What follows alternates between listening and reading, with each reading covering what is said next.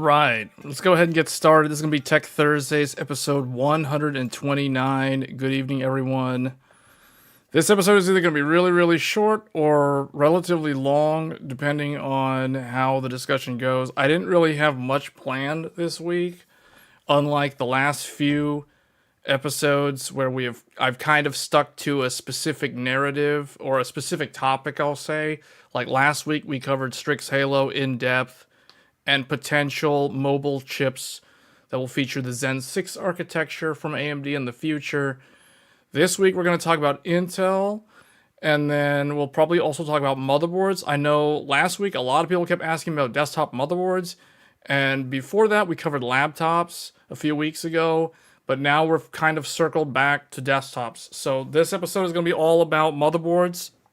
For those of you that are looking at upgrading your PC, this is probably going to be the episode for you. We're going to be doing deep dives on motherboards because people have been asking me about the new motherboards. Unfortunately, for some reason, MSI has not released the product pages for their MSI, their X870E Max and X870 Max motherboards. So I don't know what the deal is with MSI. ASRock has some stuff, so we'll go over their new stuff. Asus already released all of their updated motherboards, so Asus is already out there in the field, ready to go. And Gigabyte, as far as I know, Gigabyte's not doing any sort of refresh, so Gigabyte, everything carries over from last year. Most of the motherboards from last year carry over to this year. However, there are some new ones from Asus, ASRock, and MSI, so that's what we're going to be talking about on this episode. So, if we're not going to talk about motherboards, we can talk about Intel, because Intel had a tech field day thing earlier this week where they sent people to their fabs and they had media go and look at some of the stuff from their roadmap. It was all mostly focused on mobility. Actually, it was 100% all about mobile. It was particularly Panther Lake. So that is coming next year.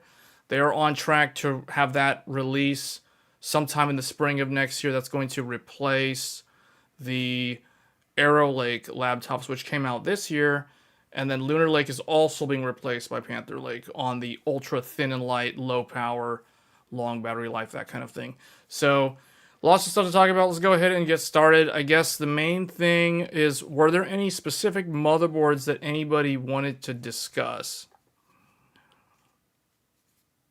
Does anybody have any specific motherboards? Because last week people kept asking about the new motherboards. And usually, I think when they ask about new ones, they're usually focused on ASRock and MSI, because those are the ones that everyone's been waiting on.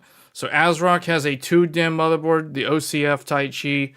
MSI has an entirely new lineup of the Max series, although I don't know what is the deal in terms of when those are supposed to launch. They were announced way back in May. We saw them at Gamescom back in August. Tokyo Game Show came and went, and nothing, just crickets. So I don't know what the deal is there. They have a couple of them, though. So they've got the Max. Let's go ahead and get out of this thing here. So they have the Godlike Max, but we don't have the product page for it. They have the Ace Max, which is interesting because there was no actual Ace last year. And then there's also I think the Carbon Max, the Edge Max, and the Tomahawk Max. There's a whole bunch of different MSI boards. I think they're direct replacements for the existing lineup, though. Everyone else, in terms of Gigabyte is basically carrying over all their stuff from last year. And then Asus had 2 new ones. So Asus has the Overclocker's Dream motherboard. This is the ROG Crosshair X870 Apex. Someone was asking about this, not last Thursday, but someone was asking during the gaming live stream about this motherboard. I think they were comparing this with the Hero, and they were like, well, can I get the Ace, or can I get the Apex or the Hero? Which one should I get? Well, if you're overclocking, the Apex is going to have all the overclocker's features. It's going to have things like it's 2 DIMM, so you can run really fast DDR5. You can push DDR5 well over 8,000 on this motherboard. It has the dedicated X4 slot above the GPU, so you can put a, you know, an add-in card that can, let's see here. You can fit multiple GPUs in this motherboard. So like, for example, the second slot here, you can see it's in silver. This one has the X16 lanes. This one has the X8 lanes. So if you want to run dual GPU, you could do that. And then if you have a 2-slot GPU, you could still use the X1 slot for some kind of hardware monitoring device or something like a sound card. Usually the X1 slot is not really what is this?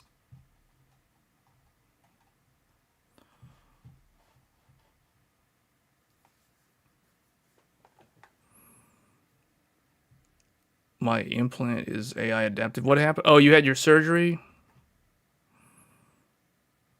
What exactly makes a motherboard AI ready? That is a great question. I don't know. The thing that's going to make a PC AI capable is really the GPU, which any GPU can already do that. And then the other thing is if the CPU has an NPU component. But in terms of motherboard being AI ready, that to me is just marketing. So,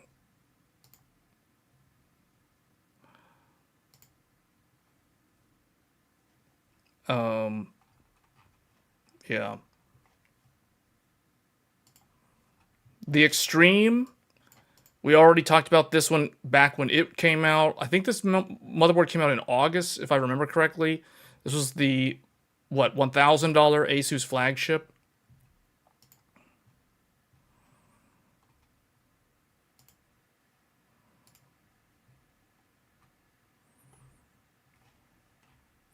But these are kind of hard to get, and these are also really, really, I don't know, like the people that would buy these motherboards are people who are either going to be doing a workstation build,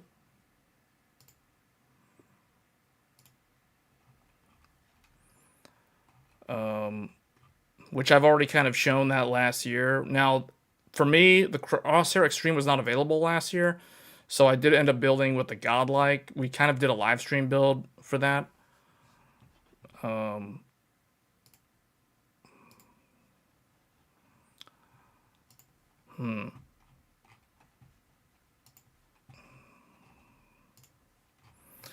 But here's another one from ASRock. So this is the one that I was talking about earlier. The Tai Chi OCF. This one is a 2 DIMM. So this one's similar to the Apex from Asus.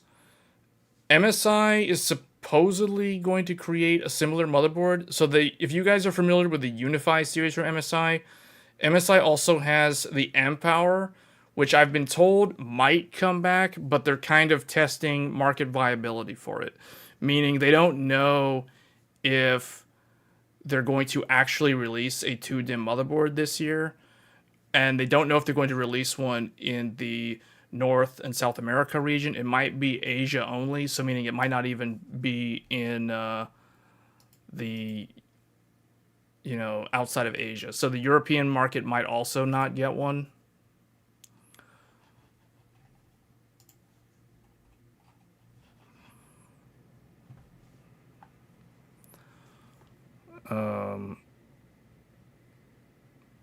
Doesn't it have a PCI X4? Which one? Are you asking about the Tai Chi? Yeah, the Tai Chi has an X4 up the top. So the Tai Chi and the Apex are quite similar, actually. You have an X4, and I think they're both open. Yeah, they're both open slots, too.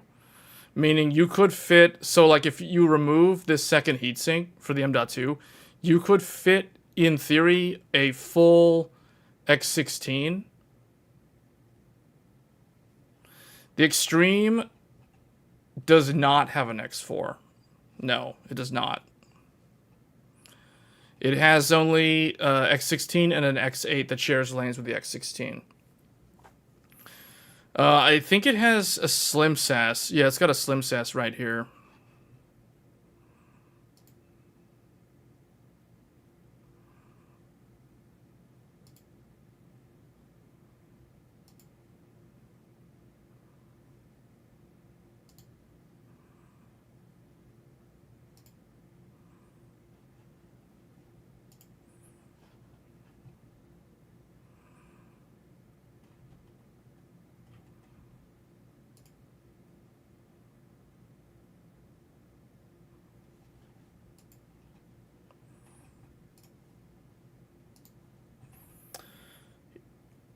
So the Godlike's the only one that has the X4 and the X16 for the motherboards that are not the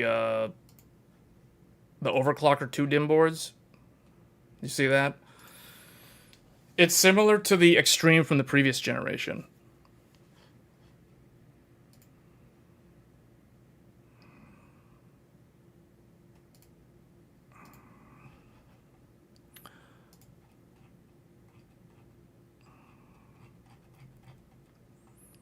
So I'm trying to think, like, the difference between the Apex and the OCF. The OCF does not have the X1, but I think the OCF is probably going to be cheaper.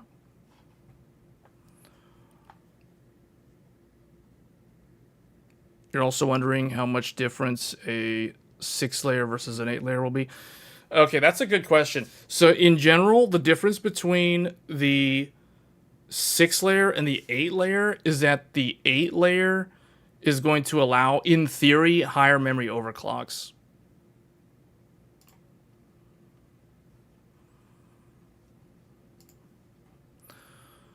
All of these, as far as I know, are 8-layer boards, though. So the Apex is 8-layer. I'm pretty sure the Apex is at least an 8-layer. It could be a 10-layer.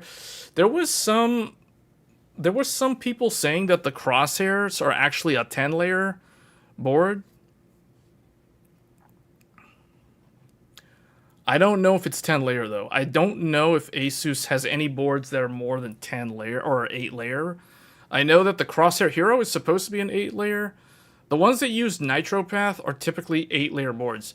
Now, the Apex does not have an 8-layer PCB. Or no, I'm sorry, it does not have a NitroPath because it doesn't need NitroPath. See, a lot of people are confused on what NitroPath does.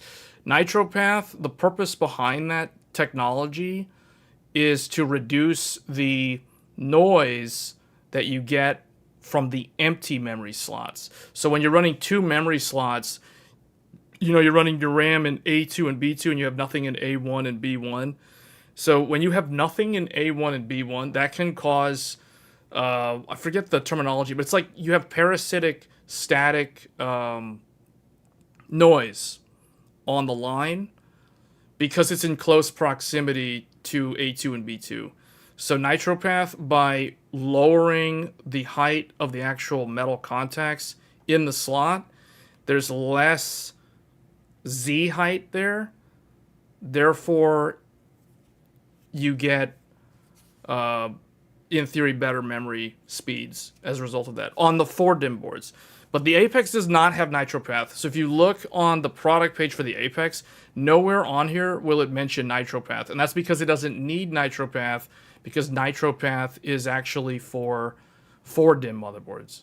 It's completely unnecessary on a 2-DIMM motherboard because you're always going to be running 2 sticks of memory. See? So this is really the overclocker's board. This is the one that would typically people would put under LN2 or some kind of chiller or extreme cold plate or something for world record, especially memory overclocking. It also has all the manual switches on the side here. Like I can see some of them right here on the right-hand side there and there. The Extreme is interesting because it has the exact same switches. It has all the stuff they're down at the bottom of the board. The Extreme also has NitroPath because it has 4 DIMMs. So I would imagine the Extreme and the Apex both have the exact same overclocking capabilities, like in terms of how they perform. However, I do think the Apex can push higher memory frequencies than any of these other motherboards. The only one that could probably match the Apex in terms of extreme memory overclocking is going to be the Taichi OCF and maybe the MSI M-Power. And then I think Gigabyte, if Gigabyte does a Tachyon, I haven't seen a Tachyon from them for a while, but if they do a Tachyon, the Tachyon would be the 2DIMM board. So now I guess we can go into Paint real quick, because now I want to kind of give you guys the names of the motherboards. So depending on which ones you're looking at. So 2DIMM, let me see here. Whoops. Oh, that's still too small.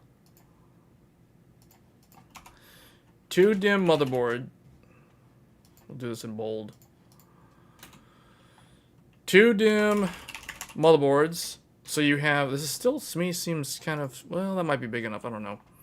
2DIMM motherboards have from Asus, why is it not bold? Asus has X870E Apex, or Crosshair Apex.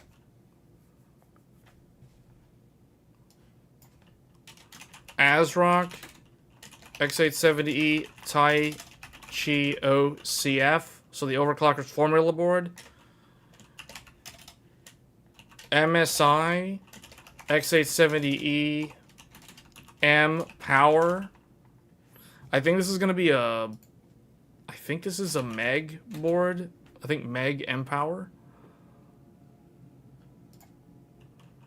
And Gigabyte X870E Aorus Tachyon, if they do this. Now, I haven't seen this, and this might even just be regular X870, because typically they like to do a smaller one, like an MATX. So those are what I call the 2DIMM motherboard overclocker boards from all four of them. And actually, I'm gonna make this larger. The font seems too small. Now it seems too big. What about like size 38? There we go.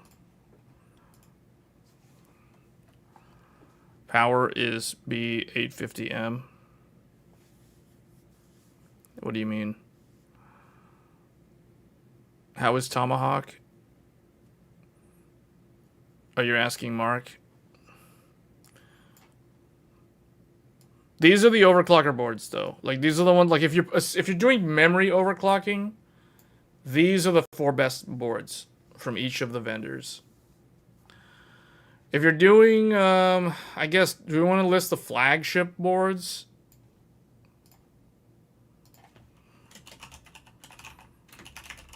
Flagship boards for each of them. Although, I don't like listing the flagship boards because the price points don't line up. Because, like, MSI and Asus have very, very $1,000 plus flagship boards. The other two, Gigabyte and ASRock, do not have motherboards in that price range. But do you guys know what these boards are? I guess maybe instead of flagship, let's just do the, I don't know, the $700, $800, like, I don't know, it's not the flagship board. Some of them it is, but some others it's not. I don't know. You know what? I'm just going to tell you that's $500 board. $500 motherboard. Because I feel like most people don't want to spend $500 on a motherboard. So the flagship motherboard makes even less sense. So if we do the $500, I think that kind of makes a lot of sense. So Asus has the X870E-E Strix. Or I guess the Asus Strix E-E, or this is that's that one. Everyone knows what I'm talking about when I say that board. ASRock has the X870E Taichi, which is the regular one. MSI has the X870E MPG Carbon Wi-Fi. It's in the name. And then Gigabyte has the X870E Aorus Master. $700 flagship. The problem is, I don't think ASRock has a $700 board. So it's kind of, I don't know. Like, it's weird. I don't like when there's one that's missing a product. Asus ROG X870E-E.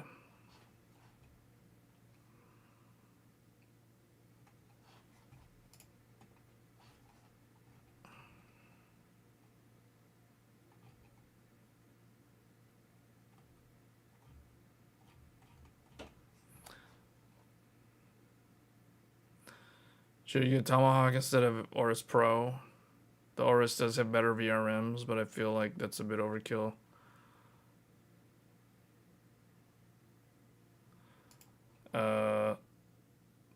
Well, which one has the PCIe layout that you want? That would be the question that I have. I mean, you have to understand, it's not just, oh, Ace, should I get Tomahawk or should I get the Aorus Pro?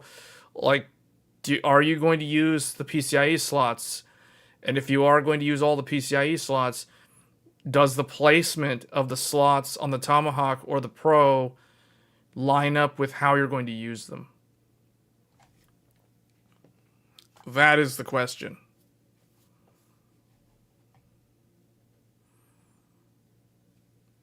You pick the Carbon board for all the 10 gig. Does the Carbon have 10 gig? I didn't think it had 10 gig. Oh, you're talking about USB. When people say 10 gigabit, I think of the LAN port. Tomahawk has better lane sharing. Yeah, but there are some caveats with MSI's bandwidth sharing system that I'm not too happy with. Although sometimes I wonder if the problem is MSI or if the problem is actually the firmware of the device that's plugging into the shared resource. I have had a lot of issues with the MSI lane sharing system, or it's really a bandwidth sharing system. So the other vendors, they don't do bandwidth sharing. They'll do lane sharing, or they'll like, you have to pick one or the other. You can't have both. MSI is unique in that MSI has some motherboards like the Tomahawk that lets you have both active at the same time, but the problem is you're sharing the bandwidth. You're not sharing the lanes. You're not giving the lanes from one device that would go to one device to another. You're sharing the bandwidth. So the problem with that is, what I have found is some devices don't like that. Intel graphics cards do not like that. Certain SSDs, like, they don't like it. And then capture cards don't like it. So you could end up having problems with, I'll give you an example. I wake up the computer and the Intel graphics card is not detected. But the AMD or the NVIDIA graphics card is detected just fine. No problem. So that's probably a problem with the Intel graphics card. But at the same time, you put that same Intel graphics card in an ASRock or an Asus motherboard, and it never has this problem. It only happens on MSI because MSI has bandwidth sharing while allowing, like, for instance, USB 4 and a second M.2 drive running Gen 5 X2 speeds. It allows for this to work. It even allows, supposedly, I mean, that's the only way it can work, it allows the SSD to negotiate Gen 5 speeds over the same bus that the rest of the lanes are negotiating Gen 4 speeds for the USB 4 controller. So that is very interesting that MSI allows the system to do that. How they're doing this, I have no idea. They're using some kind of PLX chip or switch or something that is able to negotiate Gen 5 and Gen 4 speeds simultaneously, because the USB 4 controller is Gen 4. But MSI allows you to run a second M.2 on the Tomahawk or the Godlike at Gen 5 2 lanes while you're still running USB 4. So this is a very, very interesting feature that MSI has, that none of the others have this. But there are some caveats. There's some weird behavior with devices not liking having only half of the bandwidth, and for some reason they misbehave sometimes. Like sometimes the graphics card won't be detected because it's sharing the lanes with the other graphics card, or sometimes, if I have an M.2 drive and the bottom X4 is sharing the bandwidth, the capture card that's plugged into the X4 slot down at the bottom of the motherboard won't like that, so it won't be detected sometimes. I'll have to reboot the computer to get it to reinitialize. So there are all kinds of weird BIOS issues, I'll say, with MSI. I assume it's an MSI problem because I test the device in another brand and I don't have the problem. That kind of points the finger at MSI being the root cause. So just keep that in mind. Those are the things. I mean, it's like, okay, it sounds cool. You can do bandwidth sharing and it allows you to run all these things simultaneously. But sometimes those things don't like it when they run simultaneously. Sometimes they want the full bandwidth. So just something to be aware of if you're considering the MSI board and you're probably going to try to use all the lanes. For the average person who all they're going to do is plug in a graphics card. They're only going to run one graphics card, and they're going to run maybe like 1 or 2 SSDs. They're never going to run into the problems that I'm describing. But if you truly are going to use your motherboard to the maximum potential of what it is capable of, if you're going to fill every single PCIe slot, you're going to use every single M.2 drive, you're going to use every single SATA drive, and almost all the USB ports on the back. If you're going to do that, you might run into a couple of issues. Every now and then. It really depends on the sort of devices that you're plugging in. I'm speaking from first-hand experience.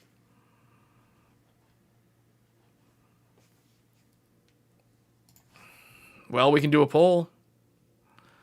We can do a poll to find out which motherboard brand do you prefer.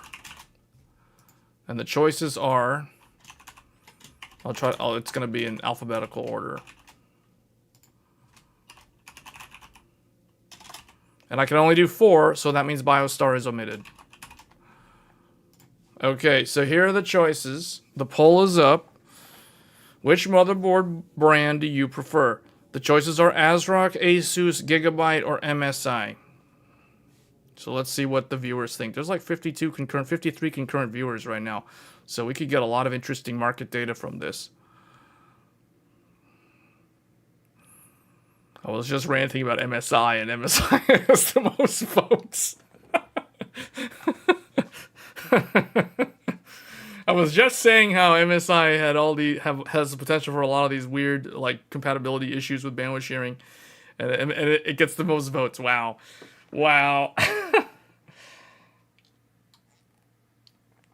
Don't let that influence your vote, guys. Just vote what you really think, what you prefer. Don't let what I said about MSI have any effect on your vote.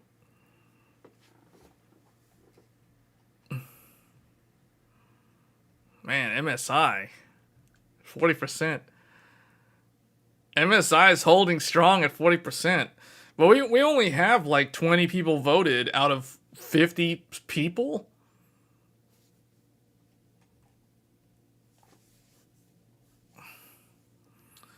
You should still vote, dude.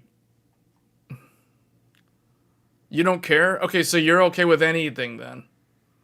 So it doesn't matter. You're going to buy whatever motherboard you think looks cool or something? Regardless of what other people say? I mean, that's fine. There's nothing wrong with that.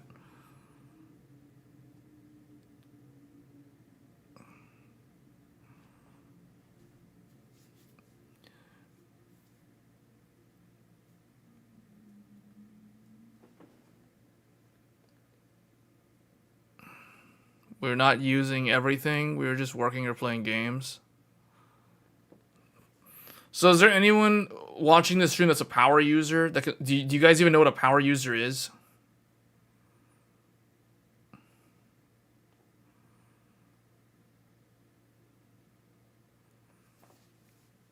ASRock number one.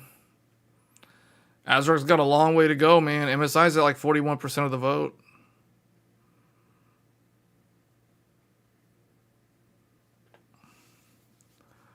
If lane sharing wasn't an issue, would you pick Aorus Pro?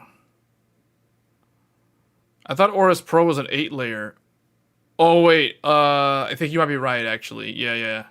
A lot of the X870 and the Z890s are 6-layer boards. Yeah.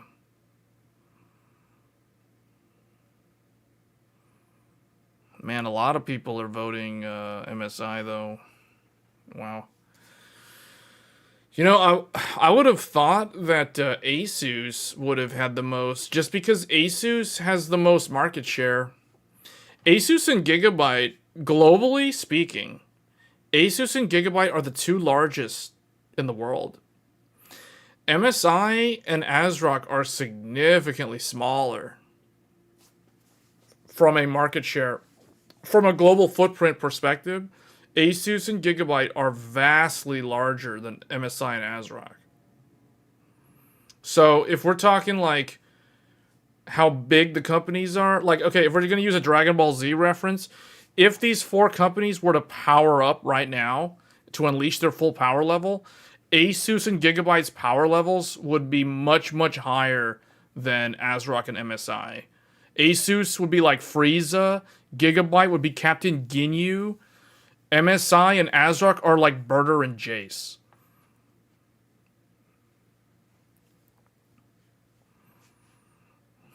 You know what I'm saying? Power user is someone who is going to literally like use the computer, like use everything the computer offers. I am basically a power user. Someone who's going to plug in a ton of USB devices. They're gonna use like either multiple graphics cards, or they're gonna use almost all, if not all, the PCIe slots. You know, they're gonna run like capture. It doesn't have to be capture cards. It could be whatever. You know, like a power user might run a 40 gigabit or 100 gigabit internet network card, a NIC, a network interface card, in the PCIe slot for 100 gigabit internet speeds. You know, that's an example of a power user. Someone who knows what they're doing, and they're going to like really use the motherboard to its full potential. That is a power user. They might run a bunch of virtual machines. They might turn it into a home lab server. You know, they're probably going to run Linux on it at some point in that motherboard's lifespan. They're going to have a Linux distro running on an M.2 off of that, or maybe even just a USB, although I don't know, like they could technically do it. You know, so a power user is going to do a whole bunch of things. They might be doing AI model inferencing on-prem. So if you have no idea what I just talked about, you're not a power user. Because I just gave you several examples of what a power user might do with the motherboard.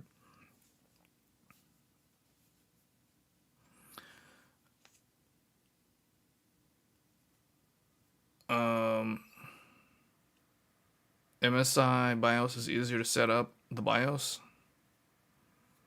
I think they're all fairly similar, to be honest, as someone who has used all four of them. Power users have a six-pack abs in the board, and the GPUs are dumb. That was the most random comment I've read all day. Yeah, I guess that's one way to describe the power users. Dude, MSI is at 30 votes. MSI is dominating this poll. I am surprised. Gigabyte is, I don't know what's going on. Gigabyte is down there at the bottom, at the back of the line.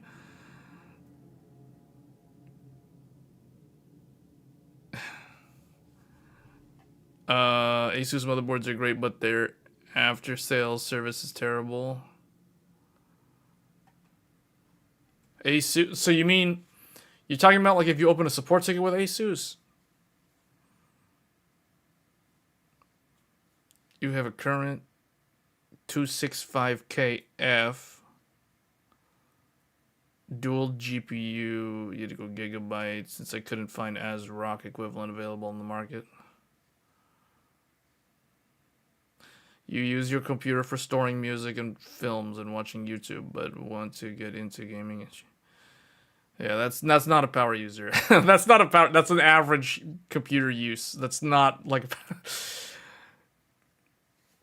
Okay, so I mean, it looks like wow, 60 people. Half of the people voted, like 31 votes. MSI is winning at 42% of the vote. Wow.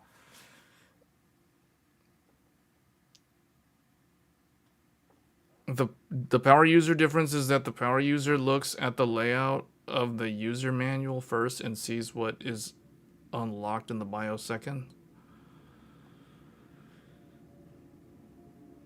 Well, the power user kind of knows ahead of time. They plan ahead of time what they're going to use the computer for.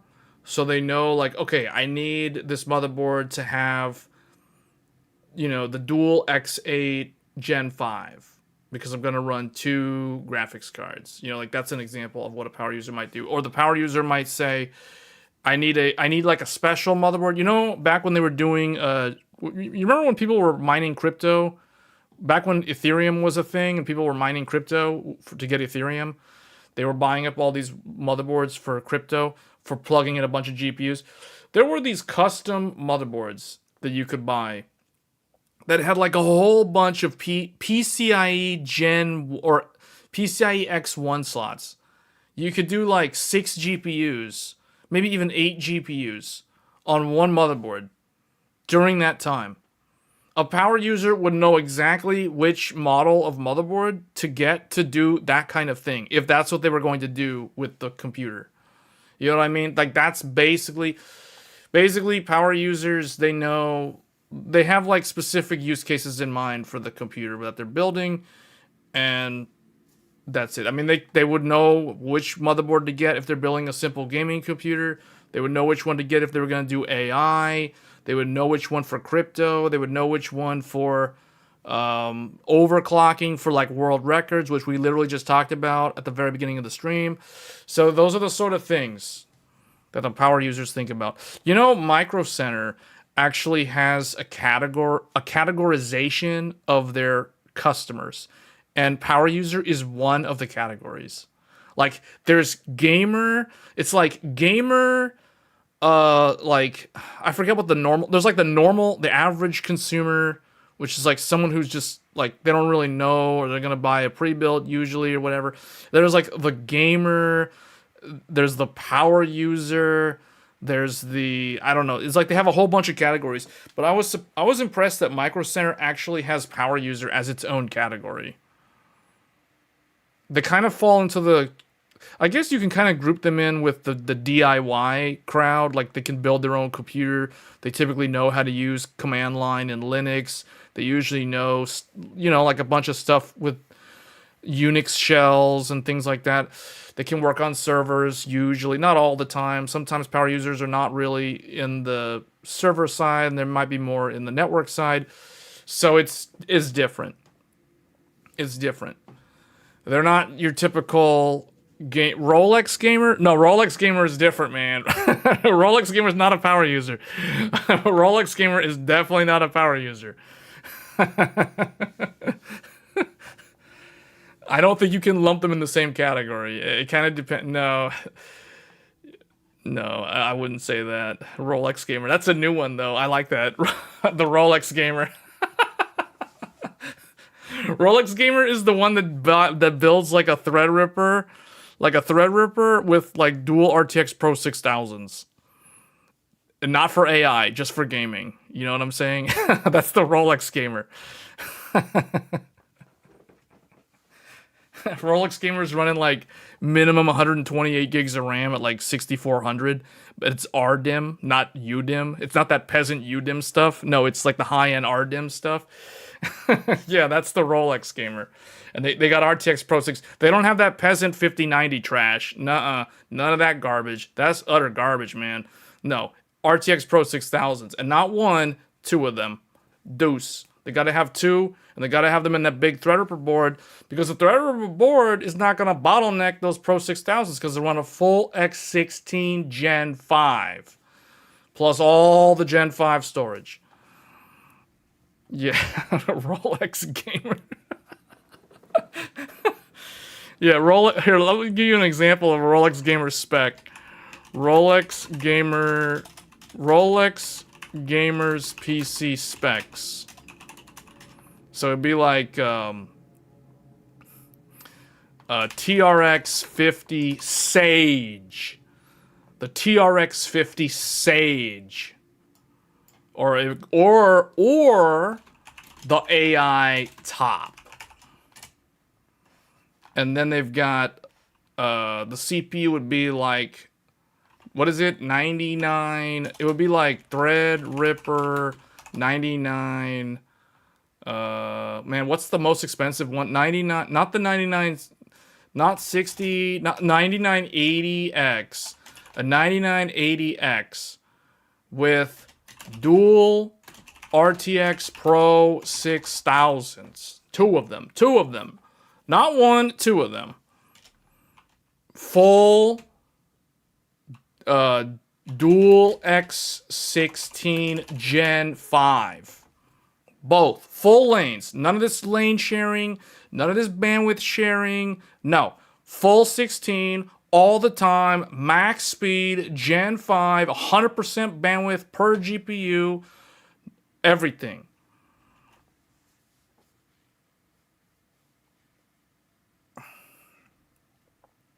Yeah. So that's, and then, you know, like the memory would be like 1 terabyte DDR5 6400 RDIMM or some crazy amount of RAM. Like, they're not going to worry about running out of RAM. They can run games that are so broken and so unoptimized that there's like multiple memory leaks. But because they have so much RAM, they don't even care. The game won't crash because they've got RDIMM correcting the errors. And they've got so much memory that they can literally run the game for like 12 plus hours with a memory leak. And they won't even know they have a memory leak because they got so much RAM. You know what I'm saying? And on top of that, they're probably running like, I don't know, like 8X Gen, well, okay, maybe not Gen 5 because that'd be kind of crazy. But they're probably running something like, I don't know, yeah, something like 4, yeah, like 8X 8TB Gen 5 SSDs. You know, what is this? The Samsung 9100 Pro or whatever, the Samsung Pro, whatever that fast Gen 5 SSD from Samsung is. They're probably running like 8 of them, and they're all the big fat 8 terabyte version. So what is that? 8 times 8, 64 terabytes of Gen 5 SSD speed. You know, like, and we got dual 1600 watt power supplies. Dual. 2 power supplies. Not 1, 2 power supplies. Because the Rolex Gamer has full redundancy. Full redundancy. They got UPS systems. I know Mark had asked about the UPS stuff. So the power protection, like a battery backup. They would have that. The Rolex Gamer has that too. So if like there's a whole power outage in their area, their internet's still up because as long as their service provider still has a backup generator and they're still running internet, their router is going to be on the generator. Their PC is still on the generator too. So they're not going down anytime. They're still up. They're still going.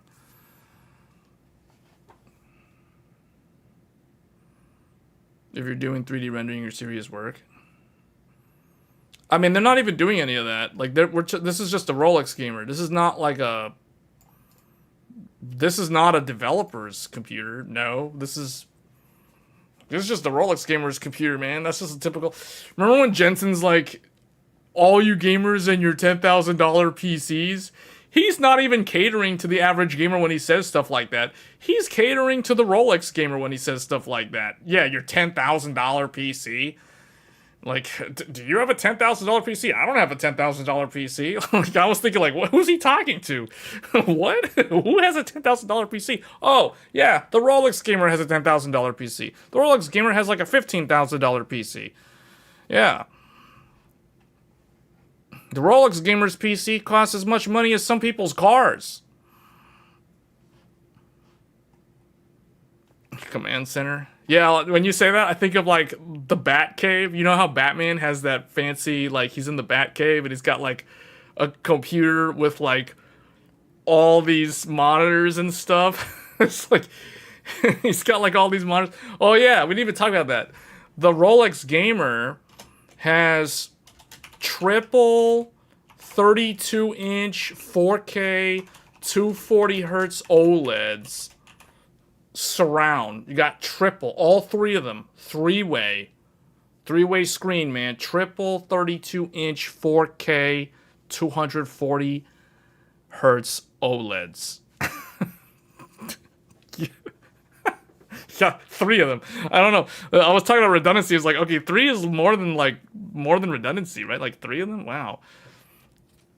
I'm not a Rolex gamer, man. I don't have like more than half the stuff this guy like we're listing on this computer.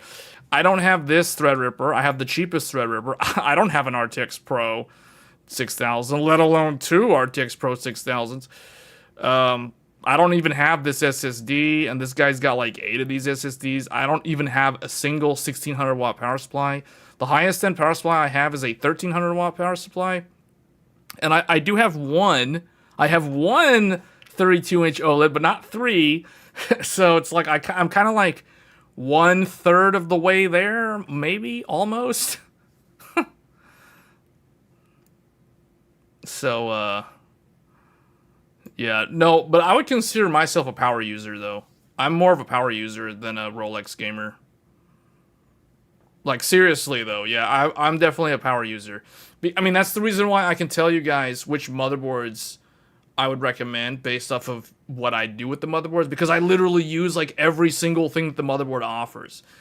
And rarely is a motherboard 100% problem-free.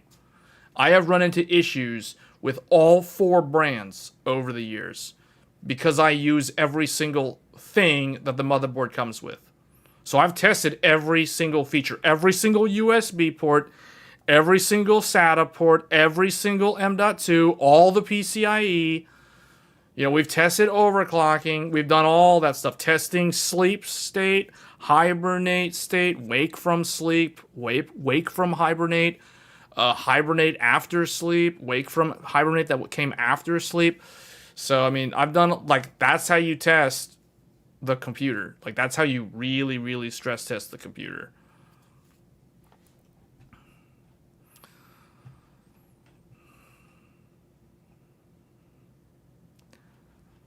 Vendors hate this guy. Well, I think they would not hate me because I can tell, like, how do they expect to get better?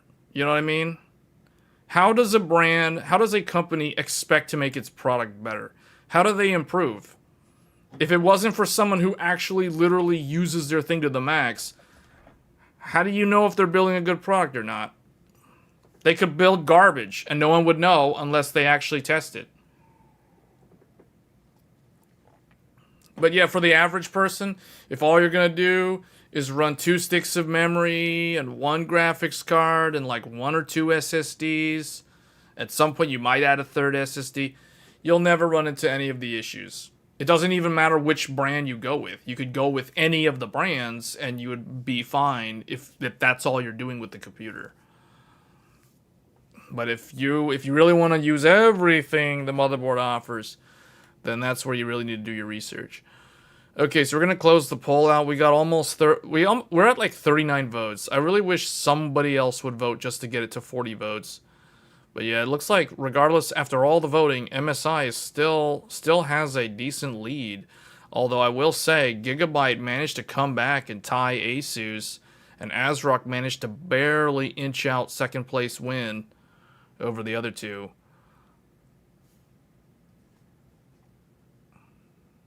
As a gamer, you want multiple SSDs. Yeah, and you can typically max out all the SSDs on any of the motherboards and not have any problems. When you might start running into problems is when you start running a whole bunch of PCIe devices while also trying to max out all the SSDs.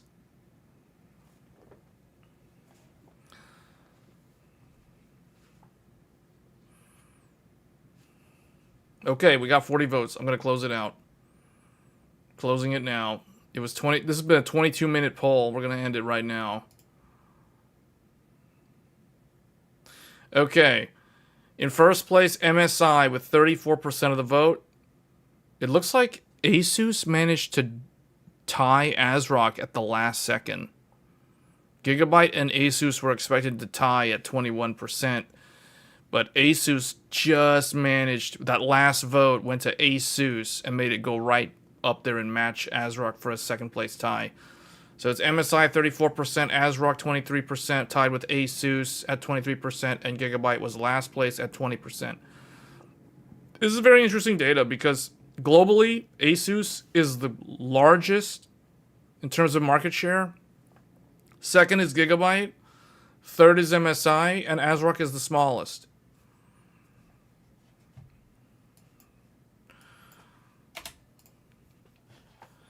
So, okay, so that means that I would assume then that a lot of people are interested in MSI.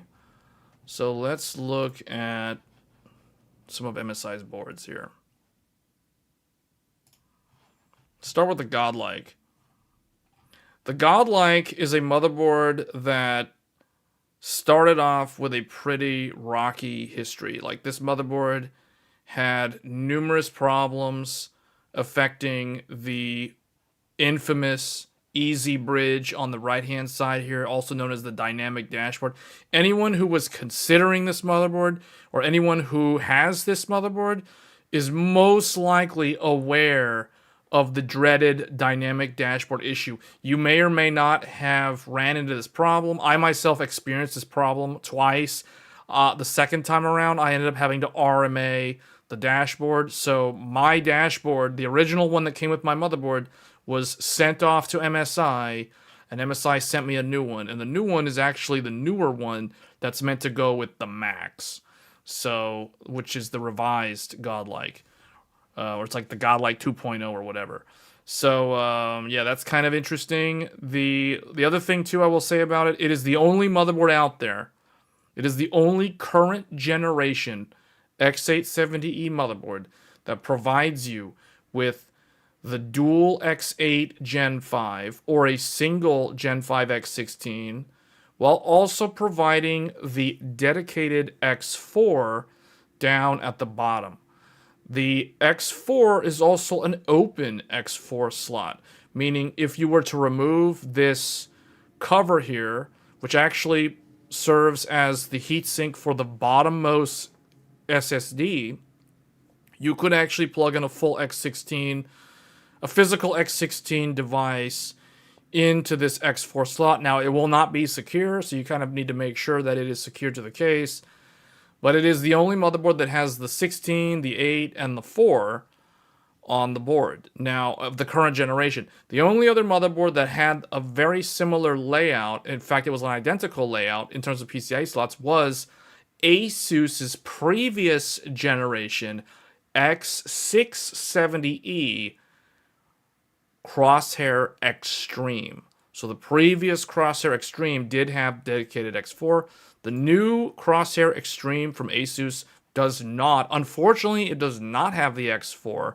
But what I have come to realize in the last year and a half of using all kinds of external and internal peripherals, I have found that because of USB 4, the importance of having a dedicated X4 slot is becoming less and less necessary compared to how it was 2 to 4 years ago.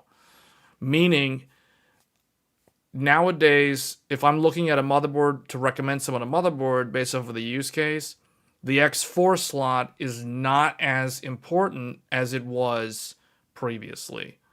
And the main reason because of that is because of USB 4. I'll give you a good example, and I'll use myself as the example. So you guys know back in the summer we were live streaming Death Stranding 2 on a PlayStation 5 Pro. Well, how do you think I stream the PlayStation 5 Pro game to YouTube? Well, I use a capture card, a 4K 60 with HDR capture card.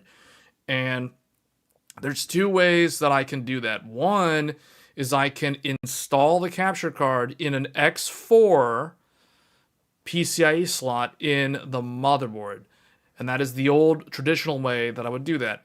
So with the Godlike, for example, I used to have the AverMedia Live Gamer 4K plugged in to this bottom X4 slot down here on this motherboard. And then I would plug the PlayStation 5 into that. And that is how I would play my PlayStation 5 games as if they were literally on my PC. So that is exactly how we played Death Stranding 2. And that is exactly how I will be playing Ghost of Yotei. I'll be playing it on the PC, courtesy of the capture card and the PlayStation 5 Pro. So the way I always look at it is like, oh, well, with the capture card, I effectively fuse my PlayStation into my PC. So that's how I do that. Now, the other way to do this, the more modern way to do this, is with an external capture card. Now, the problem with external capture cards in the past is you had to plug them into a USB 3.0 port, so a 5 gigabit USB 3 port. The problem with this is the vast majority of external-based capture cards have high latency, which means if you want to play the game as though you were playing it on your PC, but if you're actually running it on a console, you need low latency in order to have instantaneous reaction from your button inputs on the controller, on the PlayStation 5 controller. Now, modern USB-C 10 gigabit capture cards like the Elgato 4K-X can achieve this. But the vast majority of external capture cards that are USB and USB-C based have terrible latency, which means you cannot play the game as though you were literally on the console while looking at it through your PC. You have to use a pass-through port on the capture card in order for you to get that low latency experience. However, that requires you tying up one of your monitors for your console's screen. Now, how do I avoid that completely? Well, the answer is USB 4. USB 4 based capture cards are so much better because of the bandwidth that they provide. 40 gigabit bandwidth on a USB 4 interface. This basically means that a USB 4 based capture card will have the same low latency as an internal PCIe X4 capture card. So my secret technique is to use the AverMedia Live Gamer Bolt, because the Live Gamer Bolt is a Thunderbolt 4 and Thunderbolt 3 capture card. And we all know, if you watch this channel, you know that USB 4 and Thunderbolt 4 are the exact same thing. The only difference is, in order for these interfaces, these USB 4 ports, to have the Thunderbolt logo on them, the hardware vendor, in this case, whoever's making the motherboard, in this case, we're looking at the Godlike, so in this case, it's MSI, has to have Intel. They have to apply for an approval process from Intel, because Intel is the inventor of the Thunderbolt specification.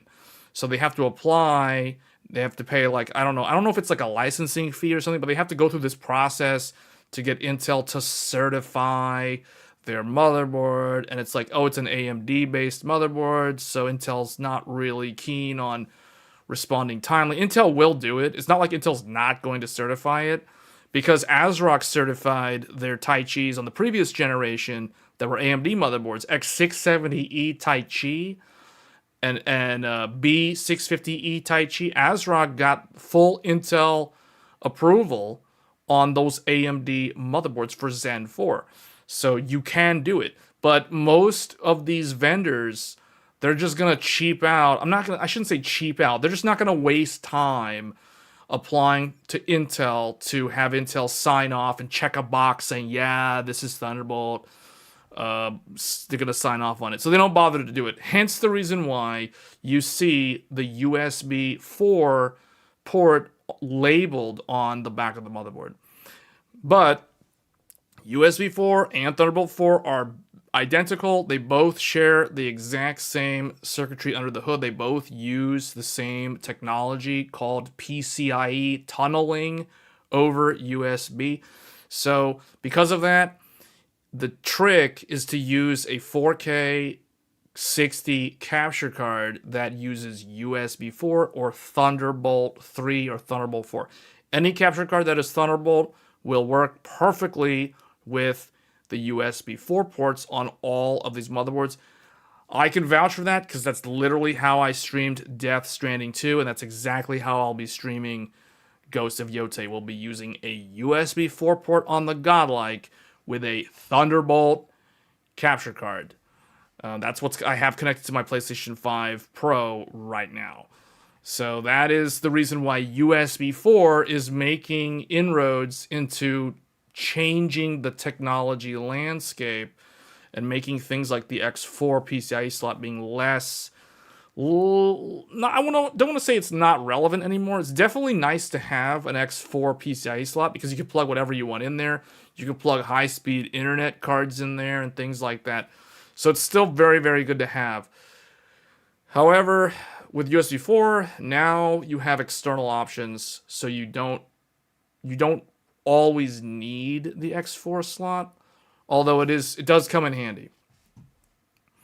So myself, I'm currently not even using the X4 slot. I used to have the AverMedia plugged in here. I took it out because you guys know, if you watched one of the videos on the channel a few weeks back, we added the Intel Arc Pro B50 graphics card to this motherboard, and that goes in this X8 slot up here, so it covers up this X4, so I can't even use the X4 slot anymore because of the second GPU. And I'd rather have the second GPU than the internal 4K capture card because I can just plug an external 4K Thunderbolt capture card to the back of the motherboard. So that's the reason why, the Godlike is a very, very good board. Yes, it's extremely expensive. It's actually way overpriced. However, it's the only motherboard that is capable of doing, multiple GPUs, dedicated X4. You still have all the USB 4 ports active. You can still run 2 Gen 5 SSDs while also leveraging USB 4.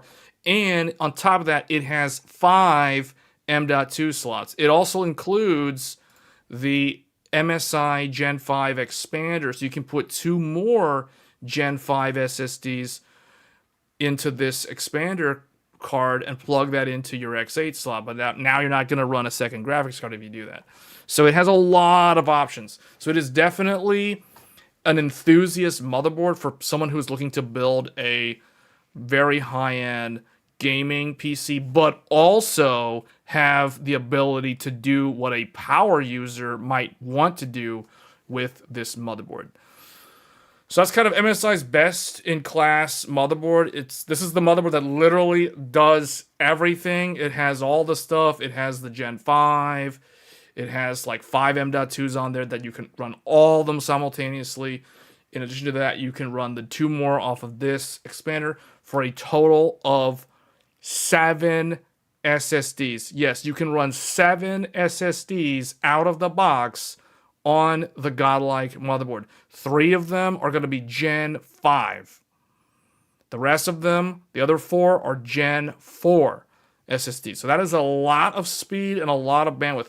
This is the only motherboard, aside from the Crosshair Extreme, that comes very close to matching, it's not equal, but it's getting really close to approaching what an entry-level Threadripper motherboard is capable of doing.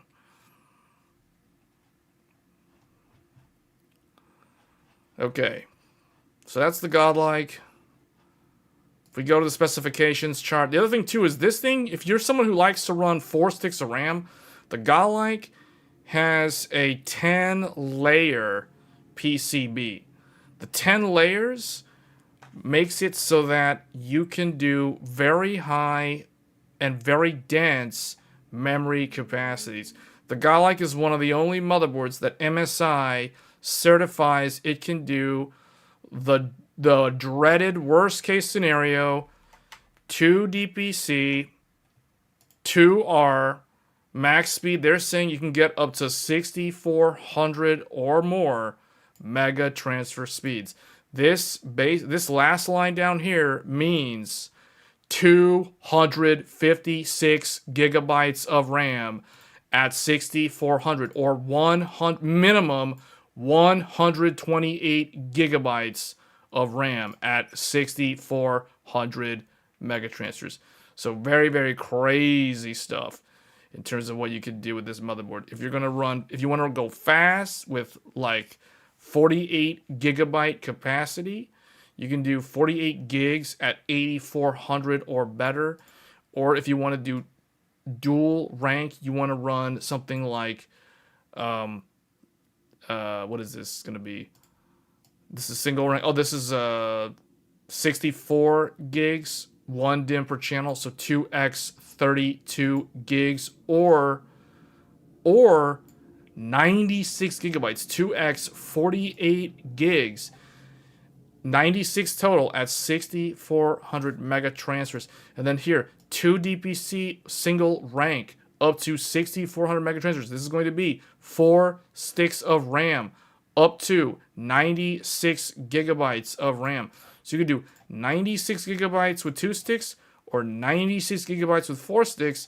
The Godlike claims it can do 6400 on both of those conditions. And then it can do the dreaded 128 gigs, 192 gigs, or 256 gigs of RAM at 6400 mega transfers. This is kind of like impossible to do with lower end motherboards because the motherboard has the awesome 10 layer of shielding of the actual PCB layers, so that the plumbing system, the electrical wires, have more insulation between them, so there's less crosstalk, there's more insulation, so there's less of that crosstalk that can happen over the wires, which when you're running at high speed, that sort of effect is amplified. So that's the reason why it's pretty good in that regard. Now you can plug in CUDIMMs in here. CUDIMMs are like what those CAM modules everyone's talking about. So the CUDIMMs, you can run them, but it's going to be bypass mode only.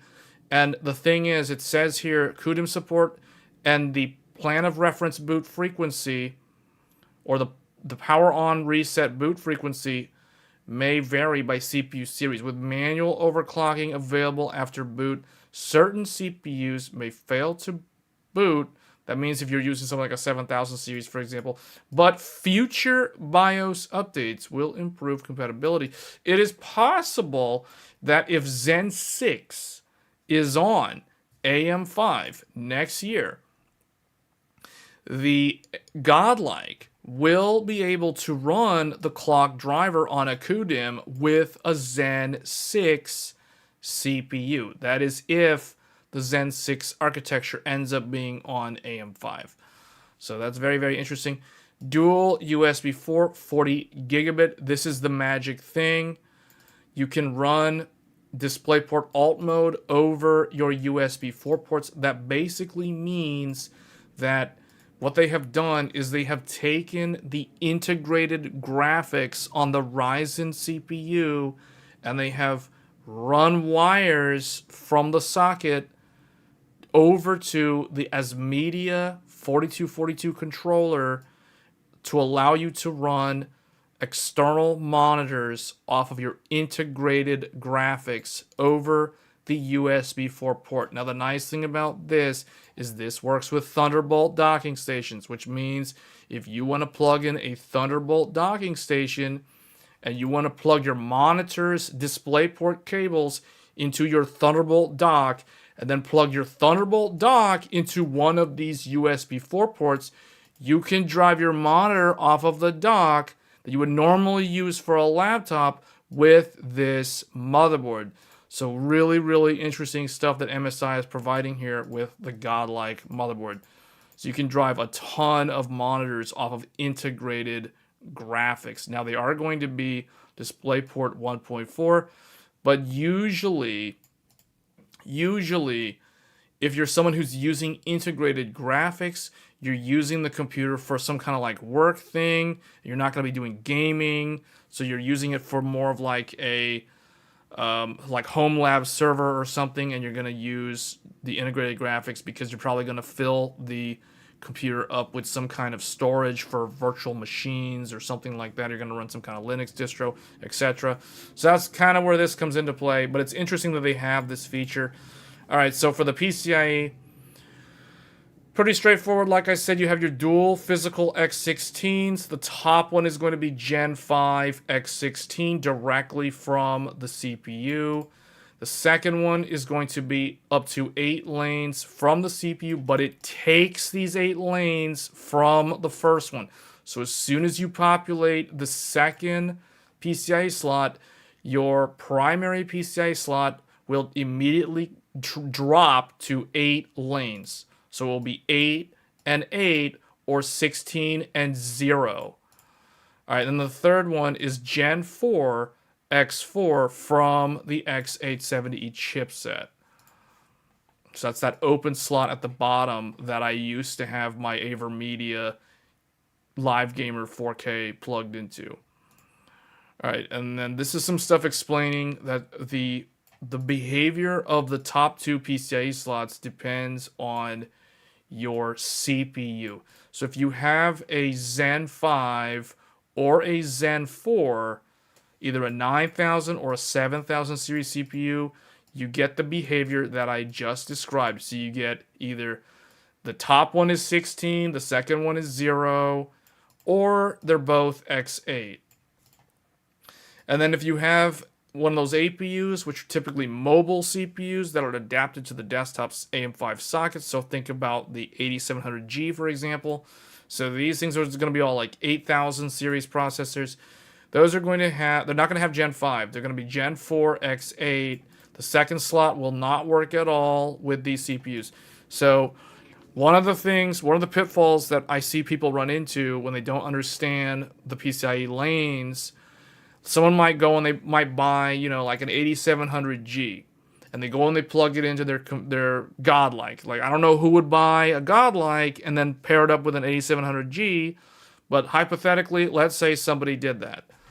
So they went and bought an $1,100 motherboard, and they paired it up with like a, I don't know, whatever the 8700G is. It's not a high-end CPU at all.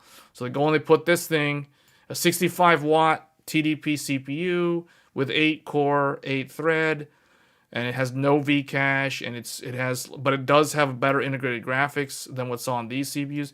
So they go plug this in, and it's like, oh, they plug in their RTX 5090 into the top slot, and they look at it in GPU-Z, and lo and behold, it says Gen 4 X8. And they're like, what's going on? Why is my 5090 only running at 8 lanes, and it's only running Gen 4 speed? Now they start panicking because they think they have some kind of problem with their graphics card, or they have some problem with their motherboard, when in reality, there's no problem at all. They have a CPU that does not support Gen 5 X16. So these are the sort of pitfalls that people who do not pay attention to what a platform is capable of based off of what they're pairing the hardware up with, they can run into these type of problems. All right, so then this one, the bottom slot is always 4 lanes Gen 4.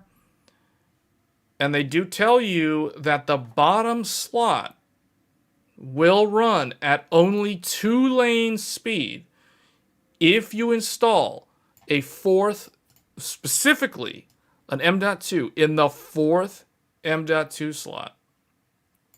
This is because MSI leverages a technique called bandwidth sharing. So they have a PLX switch, and it detects hey, somebody installed an SSD in the M.2_4. They also have an AverMedia capture card in the third PCIe slot. So I'm going to run 2 lanes to this and 2 lanes to that. Now, that can cause problems with the device if the device, in particular the capture card, requires the 4 lanes. You can switch in the BIOS the third PCIe slot to full X4, but that will disable the M.2_4 slot. So they give you the option to do this. They do the same thing with the USB-C on the back. We did an entire video about this featuring the Samsung 990 EVO Plus. This is a very unique hard drive. This is a very unique SSD in the sense that this SSD has a dual flash controller. It has a controller that is capable of Gen 4 X4 or Gen 5 X2. And the default behavior on the Godlike is to run, if you install an SSD like this, EVO Plus, in the second M.2 slot, it will run at Gen 5 X2 automatically because the SSD controller is capable of supporting Gen 5 2 lanes. And that is exactly how I have this SSD installed and running in the Godlike right now. So it works exactly as MSI states. Okay, so the M.2s. There are 7 M.2s on this motherboard. You get M.2_1 from the CPU. This is your dedicated Gen 5 X4. Every single X870 and X870E motherboard support a Gen 5 X4 slot. All of them, from the lowest end to the highest end. Now, the Godlike is unique in that it gives you a second Gen 5 X4 slot natively. No other motherboard besides, I think, the Tomahawk does this for X870. This was a very common scenario on the previous generation X670E because X670E did not have a dedicated USB 4 controller. Remember, the USB 4 controller on AM5 requires 4 lanes of Gen 4 bandwidth. So because of that, all of the reference designs from AMD indicate that if you're going to build an X870 or X870 board, you have to take 4 lanes from the CPU and give that to the ASMedia 4242 USB 4 controller. And that is the reason why most, if not almost all, X870E and X870 motherboards only have 1 Gen 5 SSD, and the rest are almost always going to be Gen 4. The Godlike is unique because MSI leverages the bandwidth sharing technique that we just described earlier to allow those 4 lanes to be shared between the USB 4 controller and the second M.2 drive. That is the reason why the stuff like the EVO Plus from Samsung are kind of like a perfect match for this motherboard. And then the rest of them are all chipset based. And then you have your SATA, 6 gigabit SATA, or your SATA 3 effectively. There's 4 of them, and they all support RAID because they are all in their own lanes and not doing any lane sharing there. And then you get 2 more Gen 5 SSDs if you utilize the included Expander Z. So that thing that I was talking about earlier, they include the expander in the box. So you can run, like I said, 7 SSDs and 4 SATA drives for a total of 11 drives total on this motherboard. All right, so yeah, hardware RAID. It supports RAID 0, 1, and 10 for the SATA. And for the M.2, you get an additional RAID 5 capability for all the NVMe drives. That includes the ones on the expander. It says here, RAID 5 is only supported by the Ryzen 9000 series. RAID 10 for the M.2 NVMe is only supported for both 9000 and 7000. That means that the Ryzen 8000 series does not support RAID 5 or RAID 10. They like an 8700G, for example, it only supports RAID 0 and RAID 1. Okay, and then you get all these USB 4. Some of them are on the front, some of them on the rear. And then there was that note about the USB 4 and the bandwidth sharing. And then it says here that the 40 gigabit USB-C ports on the back panel only run at Gen 4 X2 when using an 8500 or 8300 series processor. You get your Marvell 10 gigabit LAN, and you get a Realtek 5 gigabit LAN in addition to that. So you get dual RJ45 ports on the back. One of them is the flagship 10 gigabit from Marvell. You get a bunch of these power connectors and things, and that's kind of the I/O. Wi-Fi 7, this is the full 6 gigahertz, 320 megahertz Wi-Fi 7. So this is true Wi-Fi 7. And then you get Bluetooth 5.4. And the 5.4 can be updated with newer drivers in the future. And then the remaining stuff, dynamic dashboard, the debug LED, control switch, all that stuff. So here are all the things that are in the box.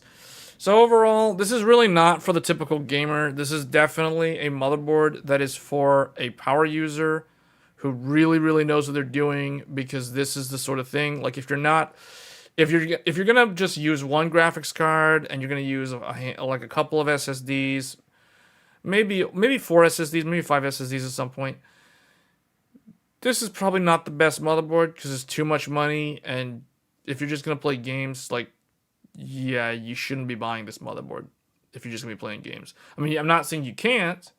I'm just questioning whether or not it makes sense. Because this to me seems more like it's for a power user than an actual gamer. Despite all the RGB that MSI puts on here, and like the glass screens and all that stuff, and yeah. So that's the Godlike. The Godlike Max is basically the same thing. It just has the hardware revision, so it doesn't have that issue, that the dynamic dashboard problem that existed on the original model. So yeah, that's kind of the difference between this one and the Max.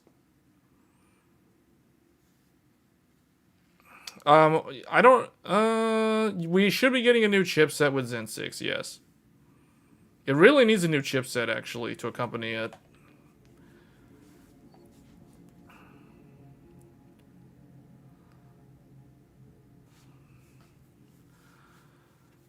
Samsung Evo Plus on Tomahawk working as... yeah, the Tomahawk does the exact same thing as the Godlike. So if we go to X870E Tomahawk...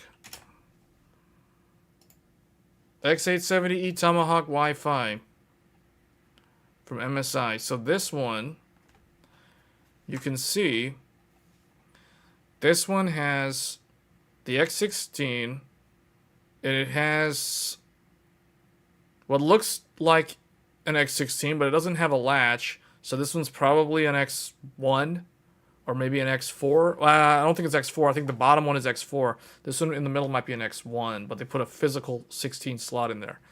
So I can see the Gen 5 SSD is right here. There are 2 more SSDs right here, and there's a 4th one down here. I like that they place the postcode debug lower on the motherboard. It's actually easier to see if you're somebody who puts your desktop on the floor. Extra supplemental power, 8-pin PCIe here for extra peripherals that you might plug in, like, I don't know, like capture cards and other device, sound card, whatever, for, you know, lower loss because you're basically distributing the load better. You're not overwhelming the 24-pin with everything. You have right-angled USB 3.0 and the 3.2 Gen 2.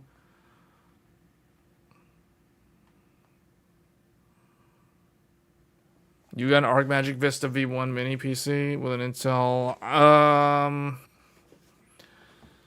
Yeah, I don't know. That doesn't sound new.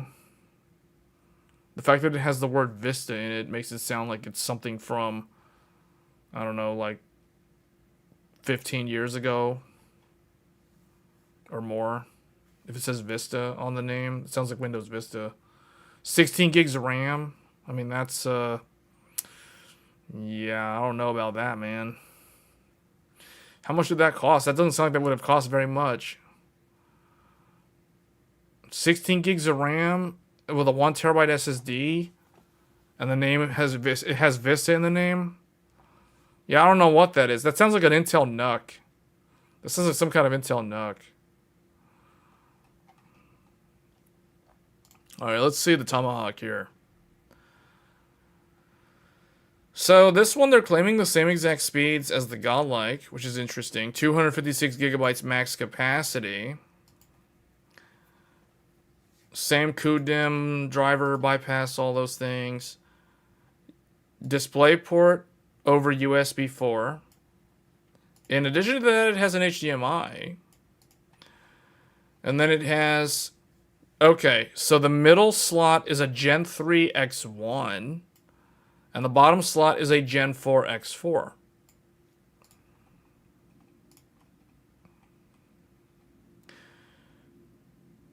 So it has 4 M.2s. The dedicated one that everyone gets. A second one that shares bandwidth. Perfect for the Evo Plus. So this one shares the bandwidth with the USB 4 controller. And then you have your 2 chipset ones.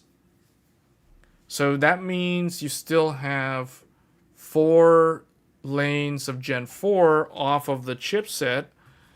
So I wonder what they're using those for. Oh, they have the dedicated X4, that's right. They have, let me count the lanes here. So 4, 8, 12. So it's going to be all the Gen 4 lanes off the chipset. 4 of these are using 4 of the Gen 3. So that means all of these SATA ports support the RAID. And sure enough, they support the RAID stuff. And they have Wi-Fi, Wi-Fi, LAN, and the Open X1. So it looks like this motherboard has 1 lane that they're not doing anything with. So what I wish MSI would have done to make this motherboard ever so slightly better, they could have made this Gen 3 X1 a Gen 3 X2. If this was a Gen 3 X2, you could install a 10 gigabit LAN card in this slot, and you would be able to get 10 gigabit Ethernet speeds. But because this is an X1, you can only do 5 gigabit Ethernet speeds over this second PCIe slot on the board.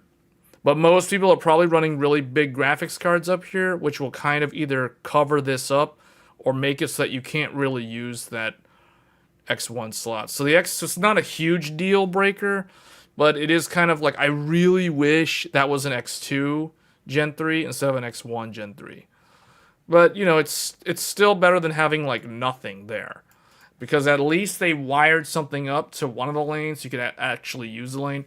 But technically, MSI is leaving a single lane unaccounted for on this board. There's one lane that's not being used.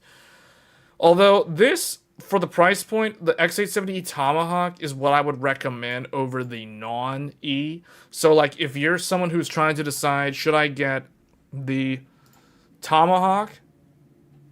Which Tomahawk should I get? Should I get X870 or X870E? The answer from me is always going to be X870E. I always favor the full dual chipset solution for the extra lanes, especially when the price is very, very similar. If there is a significant difference in price, then maybe you can consider the standard X870. But in general, you should try to get the best X870E based off of your budget and based off of the value you see in the motherboard. Oh, hey, Hades, it's been a while. Tomahawk or the Nova? That's a question that I get a lot, actually. So, if we're comparing the X870E Tomahawk with the X870E Nova, that is a very interesting comparison. We would have to do a side-by-side table. Because I kind of want to know, like, what is there... Does anybody know what the price of the current Tomahawk is? Because I know MSI is going to release a max version of this board real soon. So we need to do a side-by-side table. Let's just go down here.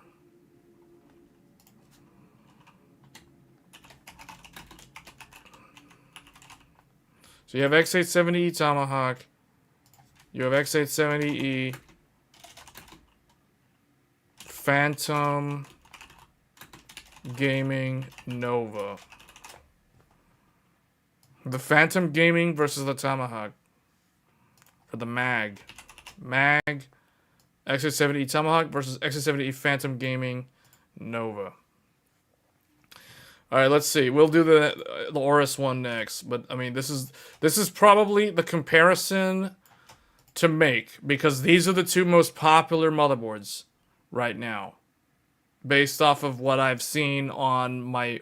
Like, on all the motherboard videos that I've done, I look through the comments and I see what people are always asking about. And they're always asking about the Tomahawk and the Nova. Or they're always making some kind of comparison between the Tomahawk and the Nova. So do we know the Tomahawk's price? In general, they're similar. The MSRP of this is $349. So I need to know what the MSRP of the Tomahawk is. Let me see.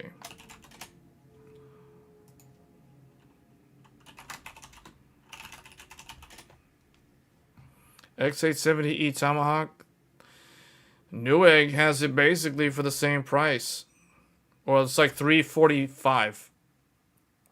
It's like $5 less than the Phantom Gaming. But we need to see what they do.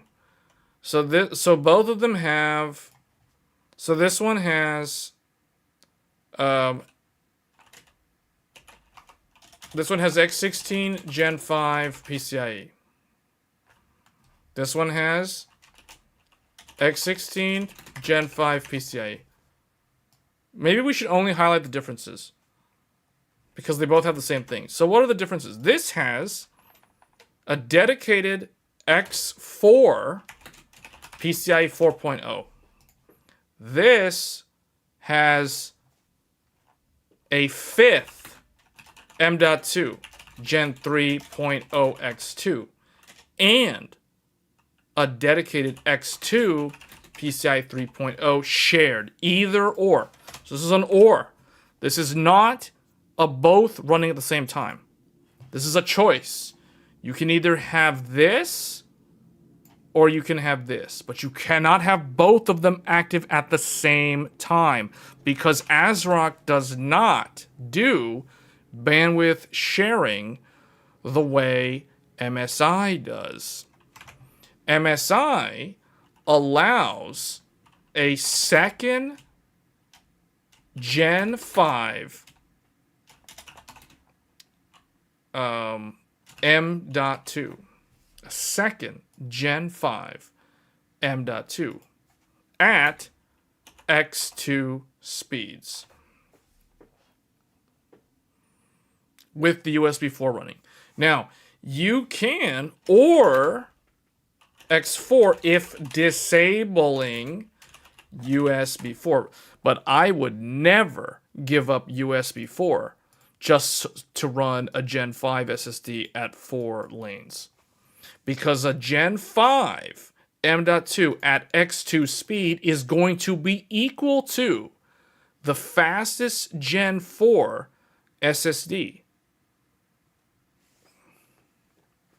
So I would never sacrifice USB 4 on the back just to get the Gen 5 to run at full 4 lanes. I mean, why would you even bother doing that? Like, the USB 4 is so much more useful than a Gen 5 X4 SSD. But MSI gives you the ability to choose. MSI gives you the choices. So this is something that the Tomahawk does. This is something that the Nova does. So you can have a total. So total M.2 equals 4 SSDs. The Nova, total M.2 equals 5 SSDs. These are differences between the two of them. So you can have 5 SSDs on the ASRock, but you can only have 4 on the Tomahawk. Unless you buy, well, we shouldn't say that because that's not fair. Buying extra things outside of the box is not keeping it fair. So we're not going to go there. We're just going to leave it at, you can do 4 out of the box on the Tomahawk, or you can do 5 out of the box day 1 on the Nova.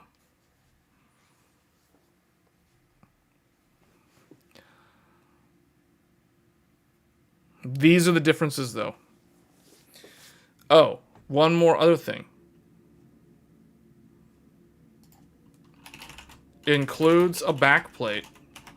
The Nova includes a backplate to protect the back of the motherboard.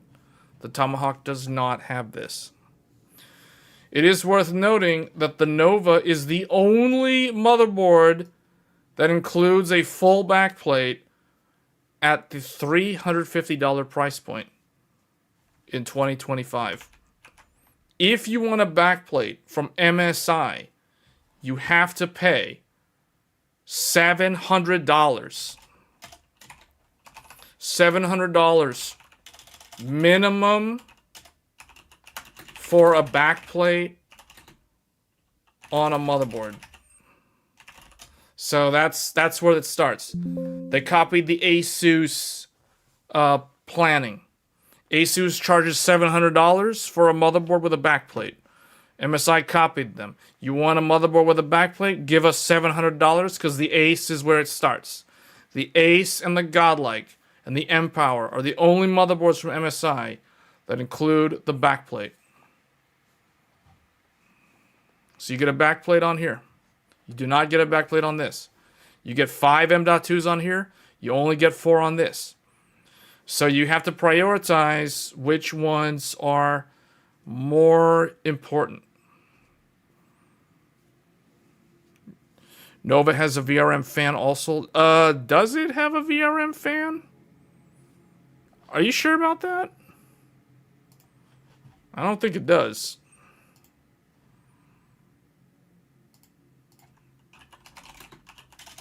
Are you sure? Last I checked, I don't think it does. I think you're thinking of the Tai Chi. The Tai Chi has one. The Nova doesn't have one. I know because I have the Nova. Here it is. If it has one, that's news to me because I never noticed it on mine. No, it doesn't have one. Yeah, it doesn't have a fan. The Tai Chi's the one that has the fan. Are you sure it does? Do you have the Nova? I have the Nova, and I never noticed the fan. So I don't think it has one. They would have shown it here. They definitely would have shown it if it had one. You're thinking of the Tai Chi. The Tai Chi has one, if I remember correctly.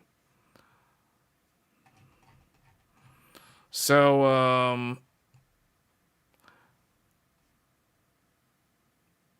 where's the fan? It's somewhere here? I don't see it. It doesn't say anywhere.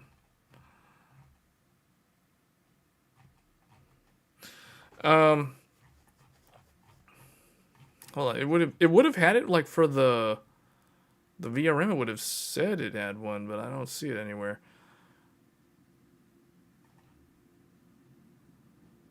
Eight-layer PCB. It's an 8-layer PCB also. The Tomahawk should be an 8-layer PCB, although it's kind of weird because I know the Intel, the Z890 Tomahawk is a 6-layer PCB. So I don't know if this is an 8-layer. I think it's 8-layer. The AMD one is 8-layer. The Intel one is 6-layer. I think we covered that last year when we looked at the Intel board. PCB. Yeah, 8-layer. They're both 8 layers. Yeah.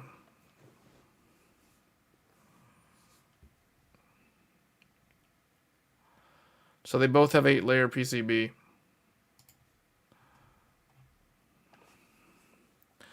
It's a good question, though, between the two of them.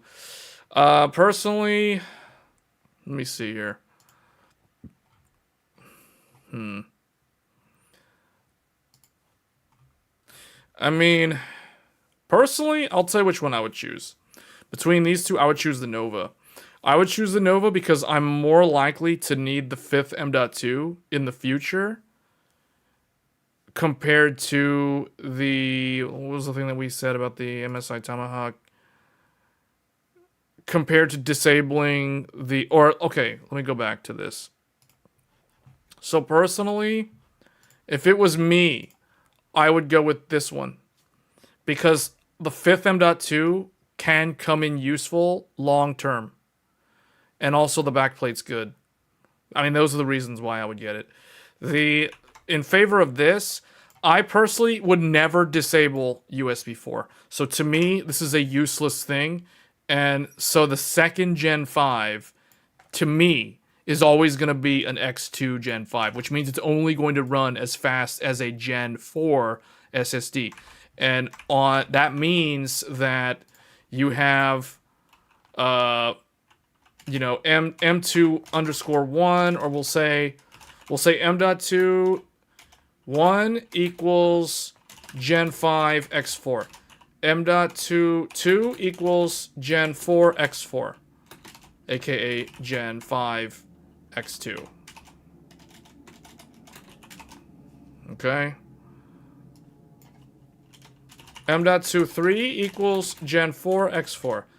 M.2 4 equals Gen 4 X4. So those are the speeds of the SSDs on the Tomahawk. Now let's do the speeds on the Nova. The Nova, M.2 1 equals Gen 5 X4. M.2 2 equals Gen 4 X4, which is equal to the Gen 5 X2. This is 2. I don't know why that was written wrong, but whatever. Okay. M.2, oh boy. M.2, try to line this up. M.2 3, it's not lined up. M.2 3 equals Gen 4 X4. M.2 4 equals Gen 4 X4. M.2 5 equals Gen 3 X2. So to me, from a practical standpoint, longevity-wise, this will age better than this, just because it has more. However, some people don't care about the Gen 3 X2. And the other thing too is, remember, the downside of this is there's a trade-off. If you want to use this PCIe 2.0 X3, you cannot use this final 5th M.2. So then it only becomes a 4 SSD motherboard. Now, why does this still also win? Because now let's start talking about upgrades, like what do we want to add to the computer. Okay, with the MSI, this thing comes in huge. This is such a good thing to have because this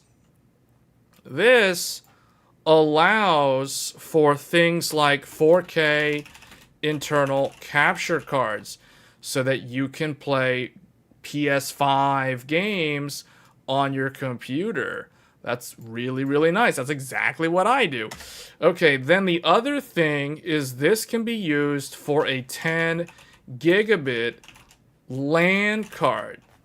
However, you can do more with 4 lanes of Gen 4 than just a single 10 gigabit LAN card. You can actually do dual 10 gigabit LAN cards with this. In fact, I think you can do a 40... Usually those are like X8, though. You could technically do a 40 gig LAN card as a power user on the Tomahawk. But realistically, the X4, I see a lot of people using it with internal capture cards.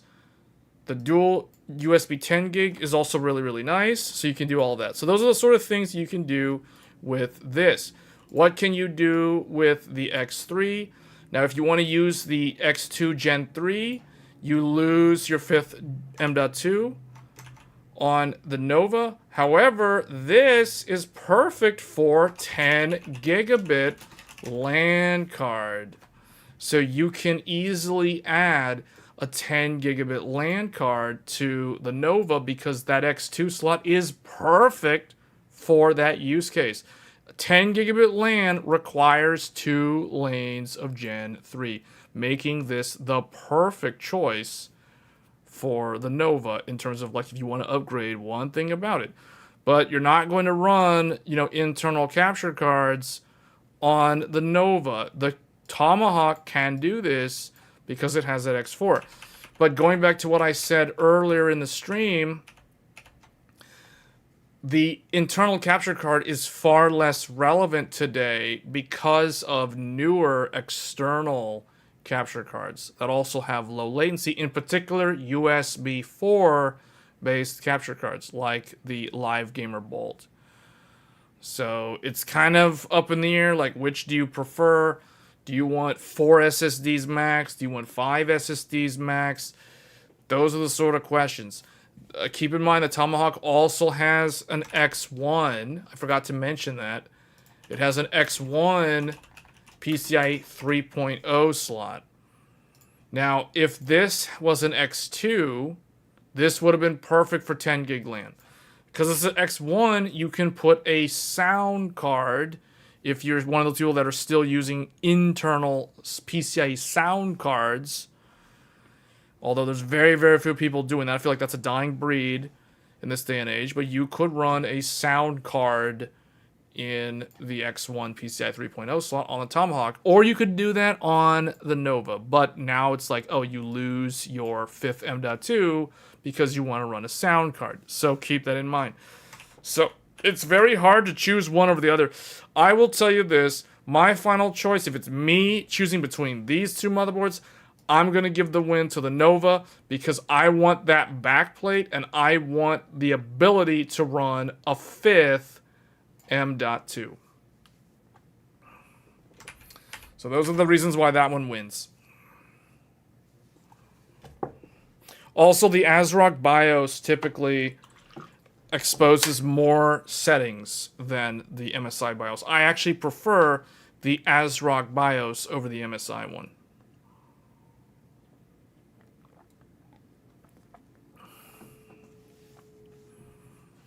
Okay.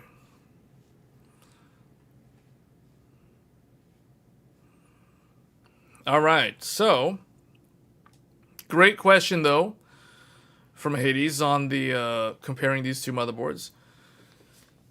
So, which one would you guys get? Now I'll turn it over to the audience. I've given you guys all the data, all the info on these two motherboards. If you were going to build a computer, if you're going to choose between these two motherboards, which one would you get and why?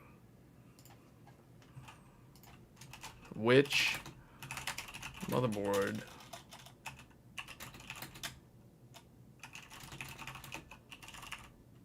let's see. I just want to see what people are going to say here. X870 Mag Tomahawk or X870E Phantom Gaming Nova Wi-Fi. I'll just leave the Wi-Fi part out. Alright, so let's see what you guys vote for on the poll. I'm curious to know, like, the market data on this, which one people are going to gravitate towards.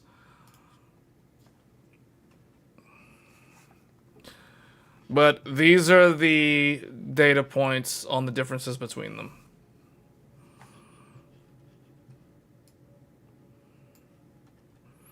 Okay, Tomahawk versus Aorus Pro.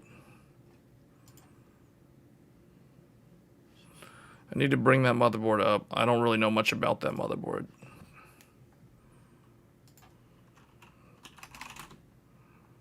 X870E Aorus Pro. Oh, this one. Okay, this one.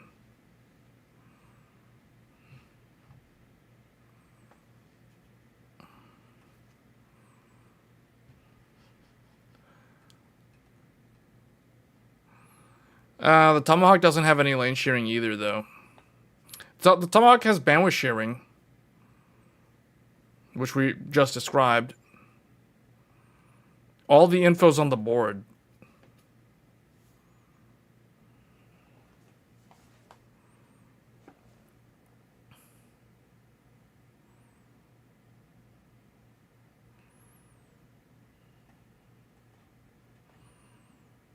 Okay, so let's look at this Aorus Pro.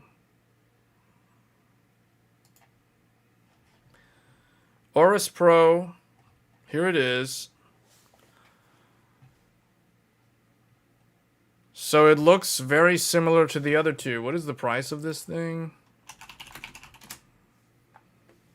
Aorus Pro. Oh, it is cheaper than those guys, or is it more expensive? I forget. What's the normal price for this thing? Man, Gigabyte's motherboard prices are actually all on sale right now. Maybe that matches with what our poll data shows from the beginning of the stream, where Gigabyte came in 4th place. And Gigabyte right now seems like it has the best deals in terms of the pricing on their motherboards, at least looking at Newegg's prices. So,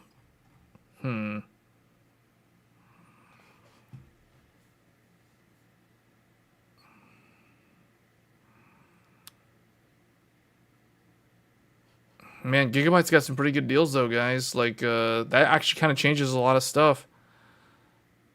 So, for RDIMM, they've got the X16, X4, X3. Okay, I like how they're doing that. Yeah, they do the, I call these the streamer motherboards. Gigabyte is doing like Twitch streamer motherboards. These are all Twitch streamer motherboards. And although it's becoming less the case, and I explained this last year. Remember what I said last year when we compared literally like all the motherboards in one 5-hour live stream? I said that the Gigabyte brand, the Aorus motherboards, were typically the motherboards that people were going to do live streaming with. And that's because look at the PCIe placement. Look at the spacing on Gigabyte's PCIe slots. They are in the perfect position.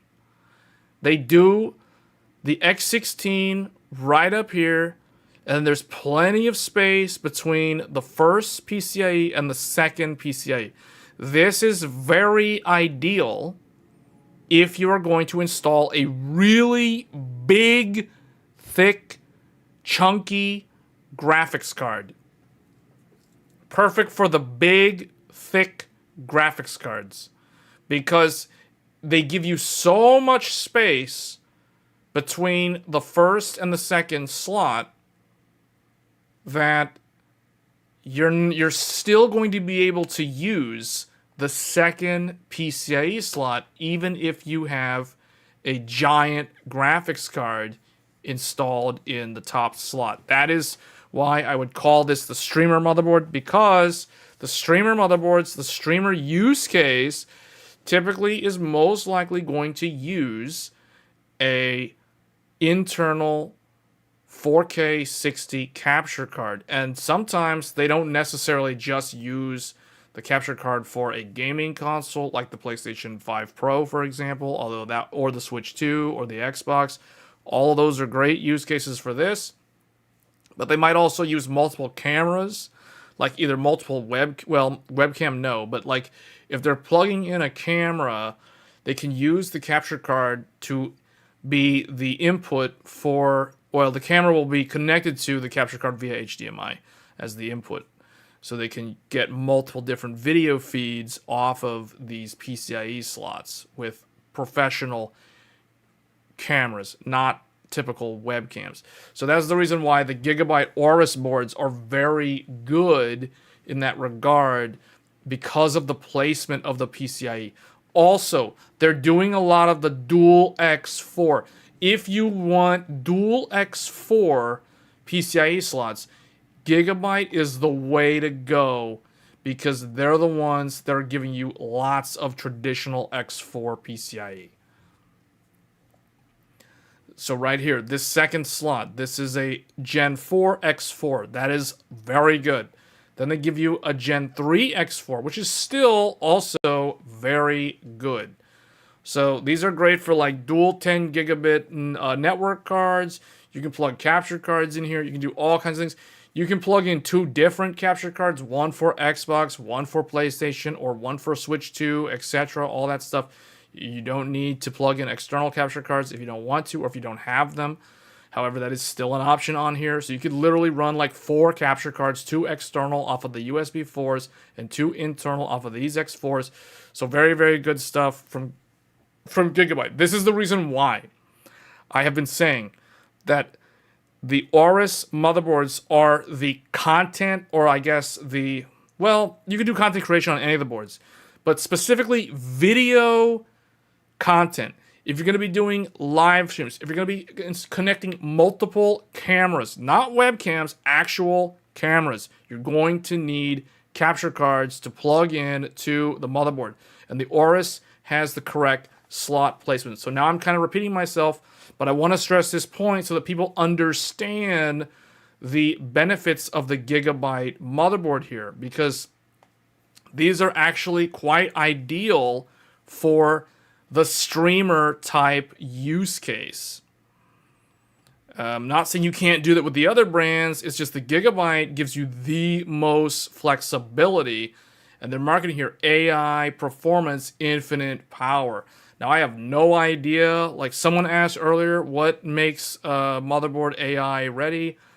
I have no idea. Technically none of these are AI ready, because if they're thinking about AI model training, they need to have more than 2 PCI slots. I will stick to my X670E until AM6. Yeah, X670E is really good. You can do 2 Gen 5 SSDs at full Gen 4 speeds. However, the only thing that you're missing out on is USB 4, and you're also, and because you're on MSI, there's no way to add USB 4. You can add USB 4 to Gigabyte, Asus, and ASRock X670E, I should say. But, yeah, I would agree with you. I mean, that's kind of the whole benefit of AM5, right? Like, one motherboard, you upgrade to AM5 when it was brand new. You stick with that platform. You have the whole motherboard all the way through the socket's lifespan. So that is the benefit of the AM5 socket. So, yeah, most people that are on X670E, there isn't any reason for them to need any of these newer motherboards unless they just want USB 4, unless they just, I mean, to be honest, Wi-Fi 7 is also included, but let's be honest here, No one is going to build a high-end desktop or even a gaming PC and they're going to be playing on Wi-Fi, right? Like everyone's going to be using a dedicated LAN connection if they're serious about gaming on PC. So the Wi-Fi 7 on X870E it's cool. It's kind of like, yeah, check the box, it's got Wi-Fi 7, but it's not really a thing to upgrade to just so you can say, oh, I've got Wi-Fi 7 on my motherboard. You know what I mean? So, yeah, no, I agree with you. Like, the X67, especially since you have the Ace is, like, really, really good. So, yeah, and you got all that future Gen 5 bandwidth on that board, too, which is kind of nuts considering that motherboard's from 2022. That motherboard is 3 years old, and it's still going strong. And it's probably still going to be strong for the next several years.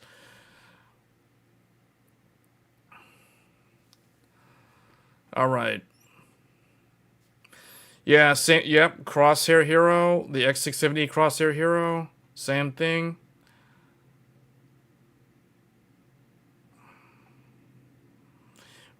So where is this fan on the Nova?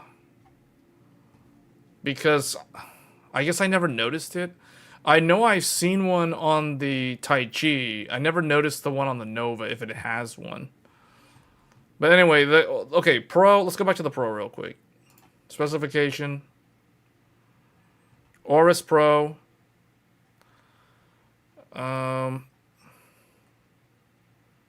Alright, so we get USB 4. Again, DisplayPort output is on here.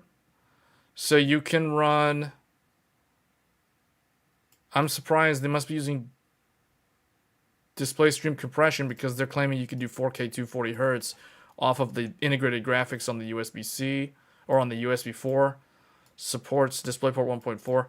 Okay, integrated graphics with an HDMI. 2.5 gig LAN. Okay, it has 2.5 gig LAN. The Nova had 5 gig. If I'm not mistaken.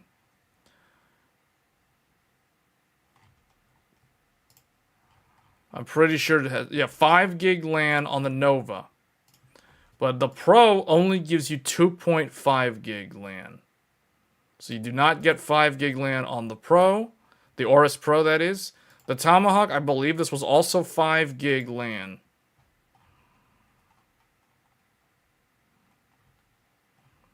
Five gig LAN.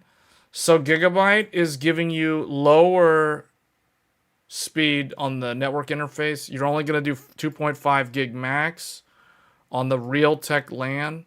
Nova gives you 5 gig LAN, 5 gig Realtek LAN, and the Tomahawk also gives you 5 gig LAN. So Nova and Tomahawk tie when it comes to the internet connectivity. The Pro is worse than both of them in that regard, or it's at least it's inferior objectively in this regard. Wi-Fi 7, okay, all three of them have Wi-Fi 7, but Wi-Fi 7, no one really cares about the Wi-Fi if they're building a gaming desktop. They care more about the LAN. So for example, if you're lucky enough to have 5 gig fiber or 7 gig fiber or even 10 gig fiber, well, if you're on 10 gig fiber or 7 gig fiber, all of these motherboards are bottlenecking your connectivity. Even these. But if you are lucky enough to have 5 gigabit fiber, the Aorus Pro is completely inadequate if you truly want to see the full 5 gigabit internet speed. Whereas these two, the Tomahawk and the Nova, will not have that problem. But remember, not everybody is going to have the luxury of access to 5 gigabit internet speeds. So 2.5 is still really, really good. Most people are probably on 1 gig or lower. So all three of these would be adequate when it comes to the reality of how things actually are for most people. Okay, and then for the PCIe expansion, you get one X16 and you get 2 off the chipset, 1 Gen 4 and 1 Gen 3. And that means all the SATA ports are going to be running off of the remaining 4 Gen 3. And that means Gigabyte is running the networking stuff off of the Gen 4 link. So what are they doing? So they're kind of cheaping out on the board. They're making it low cost because this could have easily been Gen 4 X4, but they kind of cheaped out and did Gen 3 X4 because they didn't want to pay for Gen 4 speeds. So that's kind of a bummer. And the fact that the LAN port is only 2.5 gig is also kind of So you guys are starting to notice that the cracks are starting to show through on the Aorus Pro, and it's starting to look inferior to both the Nova and the Tomahawk from a feature capability standpoint. And you're saying it's a 6-layer PCB? Well, okay, I will say this. This is not a terrible motherboard, but it is not as good as the Tomahawk, and it is not as good as the Nova. Both of these motherboards are objectively better than the Aorus Pro. Just from reading the spec sheet, this is also a 6-layer PCB. Both of these are 8-layer PCB. So it does look like if I had to choose between them, the Nova would be choice number 1, Tomahawk would be choice number 2, and the Aorus Pro would be choice number 3. However, that being said, if both of these are around $300 to $350, none of the rankings change. But in order for me to recommend the Aorus Pro, over these two motherboards, this motherboard would need to be around $270 to $280 US. Then I would be okay recommending this, because for $70 to $80 less than the other two, the cost cutting on the Gen 4, the cost cutting on the LAN port, and the fact that it's 6 layers, for $70 to $80 less money, I would say we can overlook those shortcomings on this motherboard. So that's okay. But at that price point, meaning this is technically, or this should be in a price tier lower than those other two boards. But hopefully that clarifies that. So this would be my third choice, unless it was cheaper by quite a bit, like $70 or $80 less than these two, then I would consider the Aorus Pro. But I will say, if you're going with a 6-layer PCB, you're not going to be running DDR5 8000. You're not going to be running a ton of memory, let alone a ton of memory, meaning 4 sticks of RAM at high speeds. You're not going to be able to do that on the Pro. You'll be able to do that on these two, but you cannot do that on this, because the 6-layer PCB is going to limit you in terms of max memory speeds. It's also going to limit you if you want to run 4 sticks of memory, especially dual rank, at relatively decent speeds like 6000, for example. So, great question. I like doing these comparisons because it's an eye-opener looking at what is actually different when it comes to these lower cost motherboards.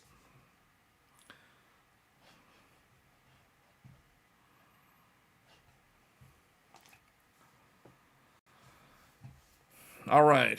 What else?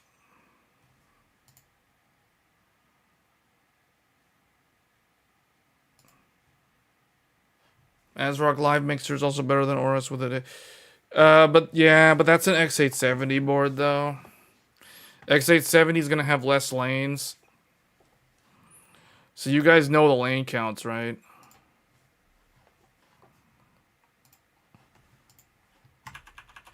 Let's remove all of this. What is up here? Oh, that. Okay. X870E versus X870.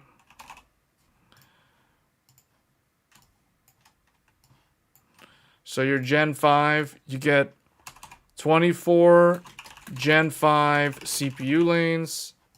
Here you get the exact same thing.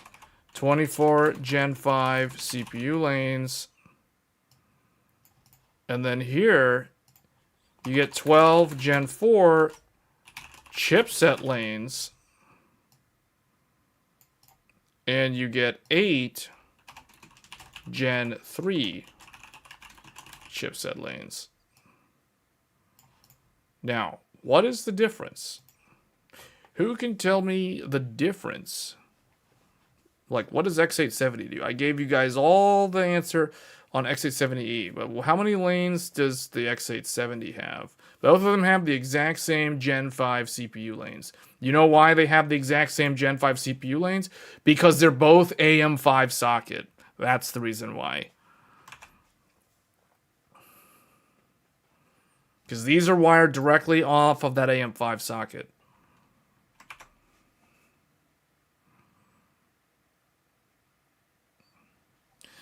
So there's only one, well, no, there's two things different.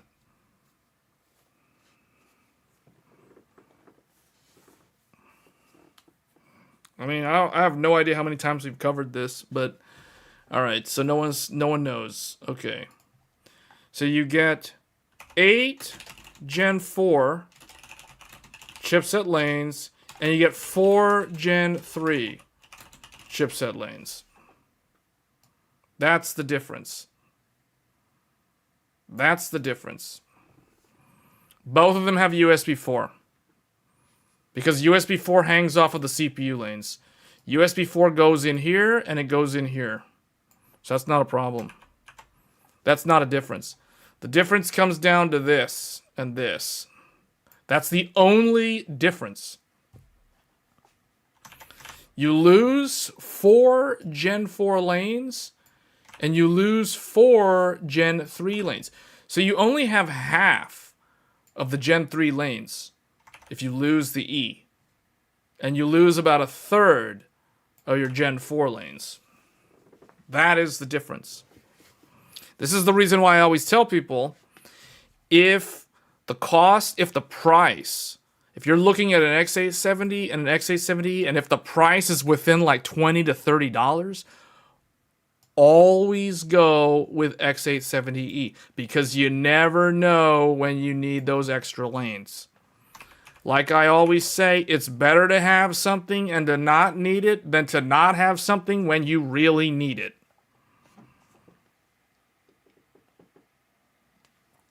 This is the reason why most of my content has always focused on X870E.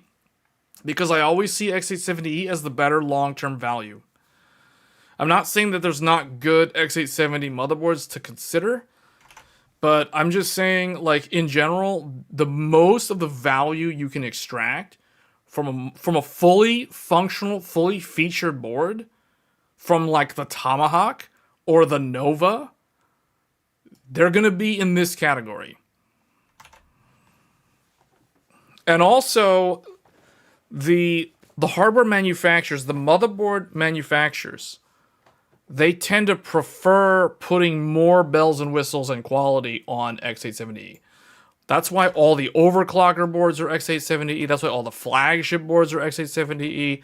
That's why all the ones with backplates are X870E. You'll never find any of that stuff on X870. I mean, maybe there might be, well, no, even like the Asus ITX overclocker X870i. I think even that doesn't have a backplate. So, especially when there's a CPU upgrade path. Yeah, long-term investment. This is always, always, always going to be better. So the name of the game when looking to choose a motherboard, you always want to first focus on X870E, and you always want to try to find the best value for money motherboard. And this is the reason why the Tomahawk and the Nova are so popular, because they get you the full fat lane count while also giving you all of the functionality of X870E and the AM5 chipset or the AM5 socket, while also being in a relatively acceptable price range. So they're not some insanely expensive $500 motherboard. They're not nickel and diming you on things like postcode debugs, for example.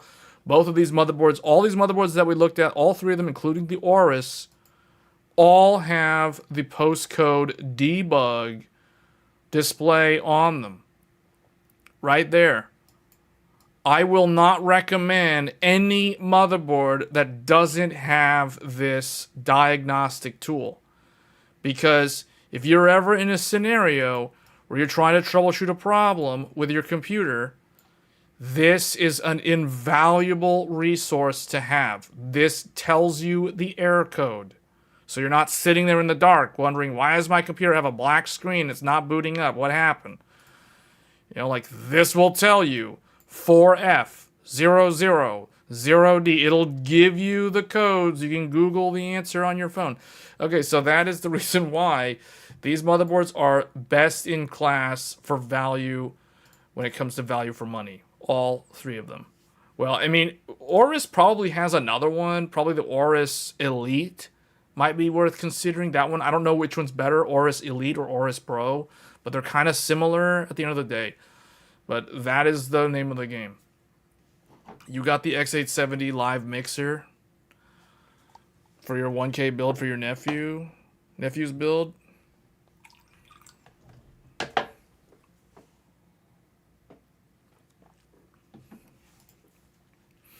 Yeah, the new live mixer actually also looks really good too.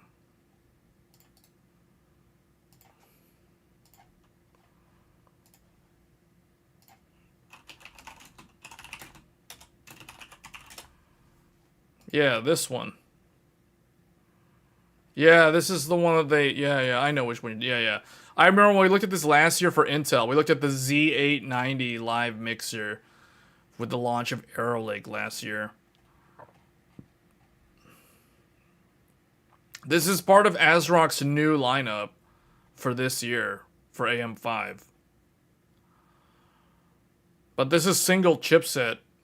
I mean, no postcode debug. You know, it doesn't have the things that I require, you know, for sanity. I can't do motherboards that don't have postcode debugs anymore. It's like that's something that's like, wow, no. But yeah, for the money, I mean, 5 gig LAN, there you go. That's the sort of value that you're gonna get on these boards. Look at that, USB 4, Wi-Fi 7, 5 gigabit LAN, BIOS flashback button, everything's there. So yeah, it has all the stuff. It even includes optical audio. That is a rarity on lower cost boards these days.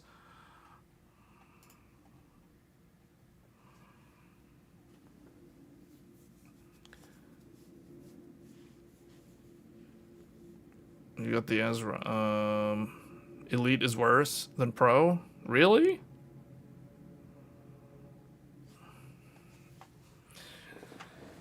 Yeah, it's hard to beat the Nova in terms of functionality, man.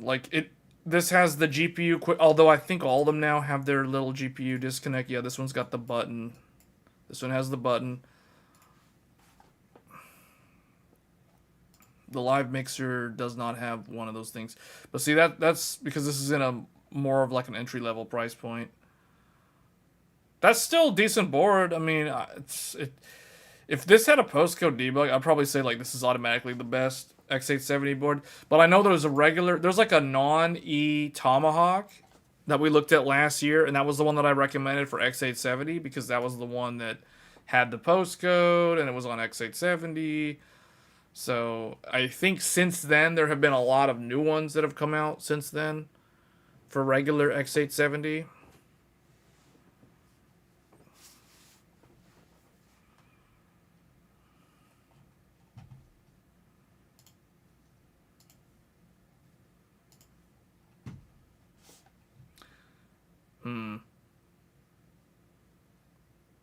What about flagship boards?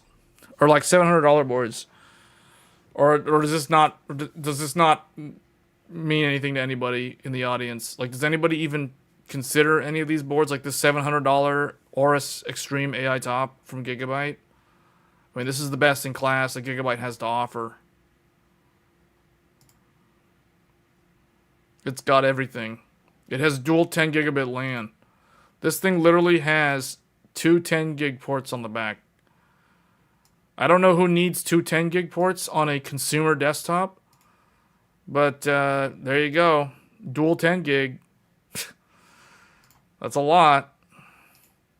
It has the dual GPU, the titanium reinforced PCI Gen 5 slots. It has RGB glass on the front of the M.2 heatsink, and that heatsink is actually really, really good. Gigabyte does have the best M.2 heatsinks for passive cooling on Gen 5 SSDs. I have tested them to know the difference, and Gigabyte's definitely the best in class out of all of them. Then they have this bottom, I think this is an X2, if I'm not mistaken. I can't remember anymore, but yeah. This is too much motherboard. Yeah, it's EATX also. The way you can tell if it's EATX by looking at it, you look at the top screw on the top right. If the motherboard ends at the screw, it's ATX. If it extends beyond the screw, it is EATX. If we go to the Tomahawk, you can see here in the gallery that right there is the screw, and then there's no more motherboard to the right of it. The motherboard immediately ends. This is an ATX. When we look at the Pro, same thing. Top screw, nothing beyond it. This is an ATX.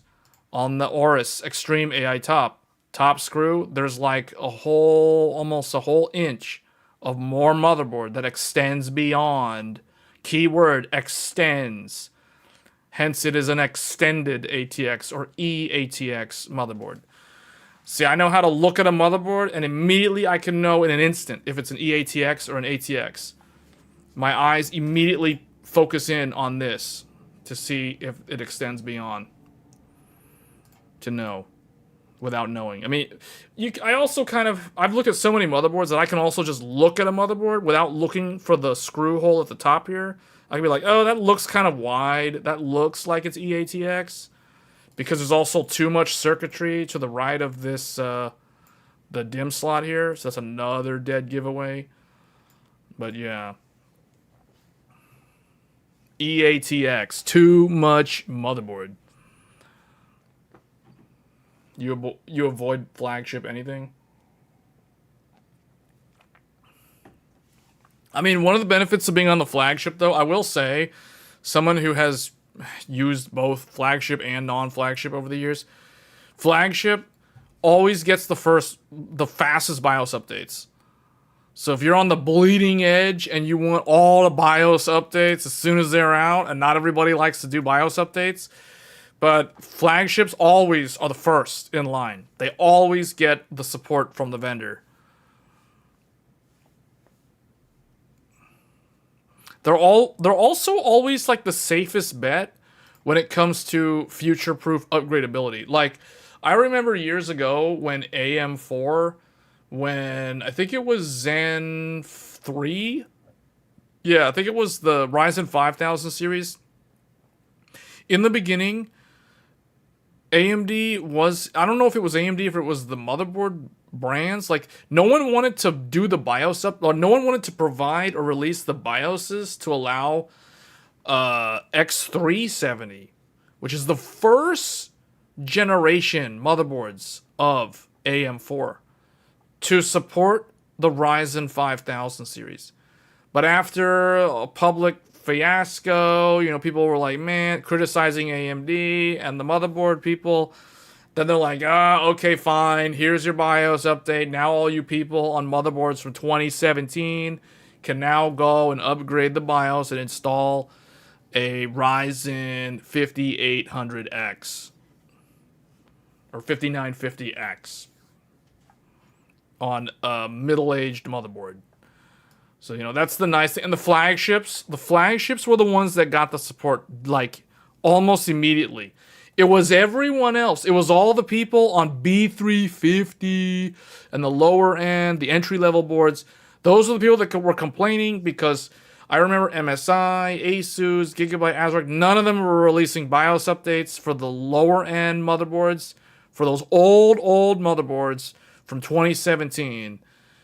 And then finally, because enough people were complaining, they went back and they updated. And I remember MSI had an issue because the flash ROM chip of their BIOS was too small to fit the BIOS update required to add support for the Ryzen 5000. So it's like they downgraded the BIOS interface from their normal looking modern BIOS to like an old click BIOS style.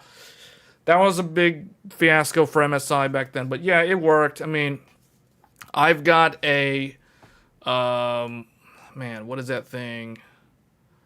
Where is it? X370 X-Power Gaming Titanium. From MSI. This is the motherboard that I got for the launch of AM4 back in 2017, March 2017, with the Ryzen 7 1800X. There it is, the flagship motherboard from MSI. This was a $300 motherboard, the most expensive AM4 motherboard you could get, because dude, that was the limit, man. Motherboards back then, $300 for a motherboard was a whole lot of money for a motherboard back in 2017. Here we are now, and there's stuff like the Godlike that's like $1,100. Oh, how the times have changed. This was $299. I got it for the launch of Zen 1, and later on, I had to update to the Click BIOS to support the 5800X on this ancient 2017 X370 motherboard. This is their overclocker board. This is X-Power. X-Power transformed into Godlike. For those that don't know, the history of MSI. So MSI used to have X-Power and M-Power. M-Power today is Unify, or sometimes people might call it Ace, but that's not exactly true because M-Power is more of their overclocker 2DIMM motherboard. Now, the X-Power branding doesn't exist anymore, and it's become the Godlike, and M-Power supposedly is going to come back in the Asian region, but I don't know if it'll make it to the global market. I might be a local Asia Pac market only for M-Power. But that's, I don't know. I don't know what they're planning for that specifically, but yeah, this was the real deal. This was the Enthusiast flagship board. You can see it had the LAN, it had DisplayPort, it had HDMI, PS/2 for the mouse, USB-C. I remember it had VR ready on the back there for the USB-C port and the 10 gig Type A ports. And the other cool thing about this motherboard had U.2. U.2, right here you can see Turbo U.2. If we can zoom in a little bit. There it is. Zoom in more. Turbo U.2. It's that U.2 square form factor. That is how enthusiast this motherboard is. The equivalent of this is like if you buy a motherboard that has Slim SAS. If your motherboard has Slim SAS, it's just as bleeding edge for the consumer market as this thing was in 2017 with a U.2 on here for enterprise SSDs back in 2017. M.2, second M.2. This M.2 shared lanes with the dedicated X4 slot down at the bottom. You can see those multiple X1 slots. I really miss these X1 slots that sit above the GPU slot. See how there's an X1 here, then there's the GPU, then there's the M.2, then there's an X1, a second X16. This is the X8, so you can do dual X8 for SLI or Crossfire. Yes, this motherboard supports NVIDIA's SLI. It has the full license for SLI, so I can run dual NVLink or SLI on this ancient motherboard from 2017 with a 5800 X3D. Crazy stuff with U.2. Man, this motherboard has aged really, really well. Oh, and look at that postcode debug up there in the top right.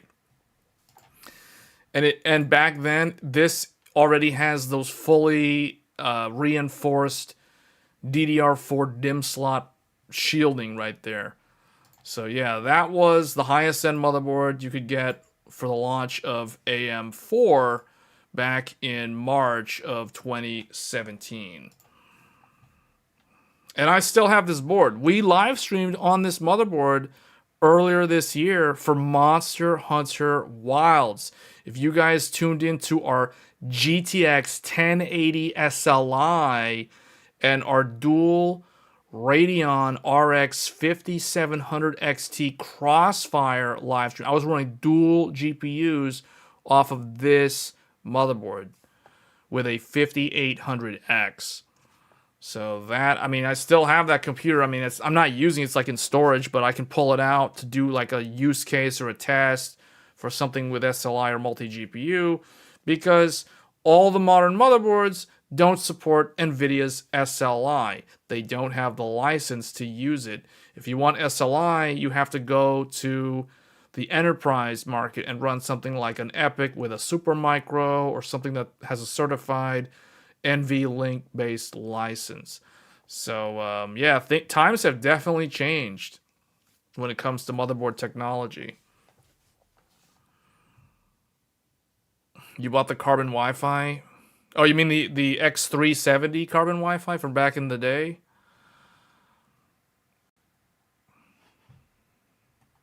Yeah, this MSI board aged very well because it's using daisy chain topology. Probably one of the best looking motherboards from that era is the X370 Crosshair 6 Hero from ASUS. Yeah, this is a motherboard that did not age well, but boy does it look good for its time. ASUS knows how to make their motherboards look good. This was my favorite motherboard from the AM4 era. It was so good. I mean, it aged really, really badly because the memory topology on this was T topology, whereas MSI went with daisy chain. What that means is that if you were on Zen 1 and Zen Plus, the Crosshair Hero 6 was better for running your memory at DDR4 3200 on those older Zen 1 and Zen Plus CPUs. However, if you were someone who was wanting to go to Zen 2, aka Ryzen 3000, or Zen 3, Ryzen 5000, this motherboard was terrible for those CPUs because the T topology held back the memory speeds. You couldn't really do 4 sticks of RAM at DDR4 3600 on this board with a 5800X. Sometimes it would just fail to post, or if you would put it to sleep, it wouldn't wake up correctly, and it would like boot loop a couple of times, and then it'll eventually work. But you'd have to mess with the voltages, which is never really a good thing.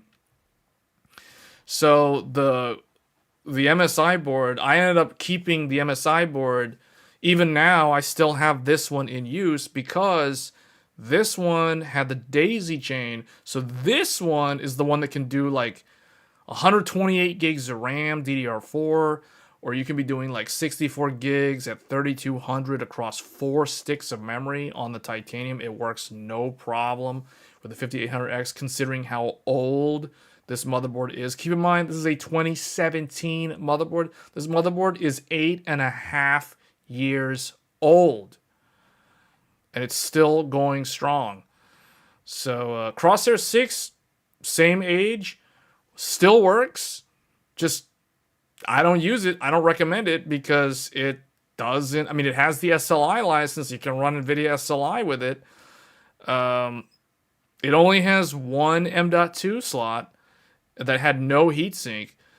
So it's a Gen 3, M.2 slot. Same thing with the MSI, but the MSI had 2 M.2 slots on it.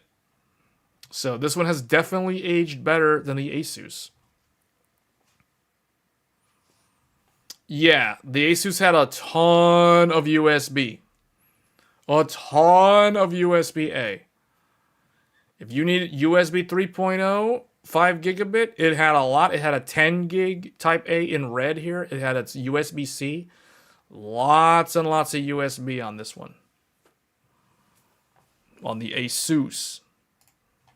ROG, Crosshair. Remember what I said, guys. Crosshair. You want the true premium Asus? Look for the name Crosshair. That's the name. Not Strix. Not Tough. Not ProArt. Definitely none of those. Crosshair. It's funny because the ProArt, they market the ProArt as like a creator board, but it's like, as a creator, why would I get that over the Crosshair when the Crosshair gives me Slim SAS so I can use enterprise-sized SSDs? That to me seems like something that a creator might need or want. So, yeah, I don't really understand the ProArt.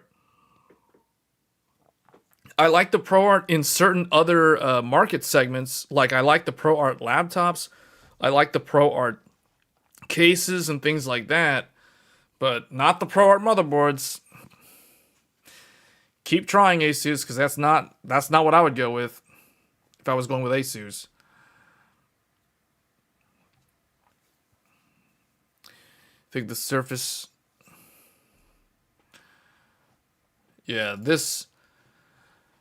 So I had 2 motherboards in that era. I had this one and I had this one. Hence the reason why we're looking at them.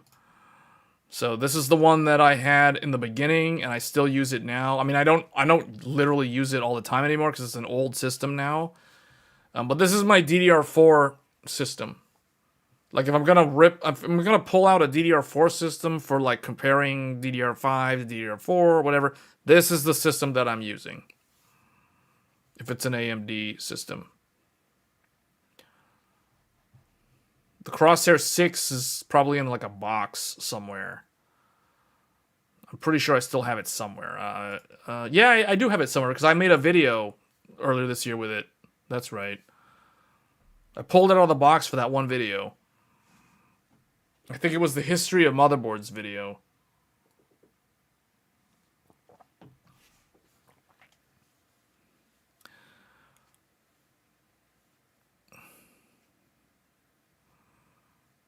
Using surface mounted power button is a helpful feature for troubleshooting. Surface mounted button. Oh yeah, they have one. They have it right here. I think both of them have it. Yeah, MSI has one down here. MSI has the power and reset, and this red knob, which is for like hardware overclocking, which I would never use, and I would never recommend anyone ever use that. And then they've got, Asus has the start button. I don't see, one of these 2 buttons down here at the bottom on the Asus is a reset button. I think it's the black one. I think the red button is like slow mode, and there's a white button that does something I forgot, but yeah. 8 SATA ports. This one had 6 SATA, but it had a U.2. This had a very rare U.2. That's almost unheard of. And it was very short-lived in the consumer space. U.2 is an enterprise, like, server thing. Not something you would find on a consumer desktop. But this thing had a U.2.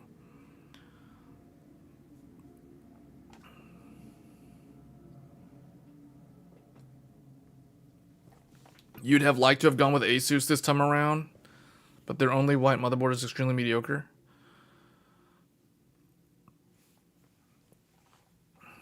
Well, they have the Strix, right? There was like a Strix board.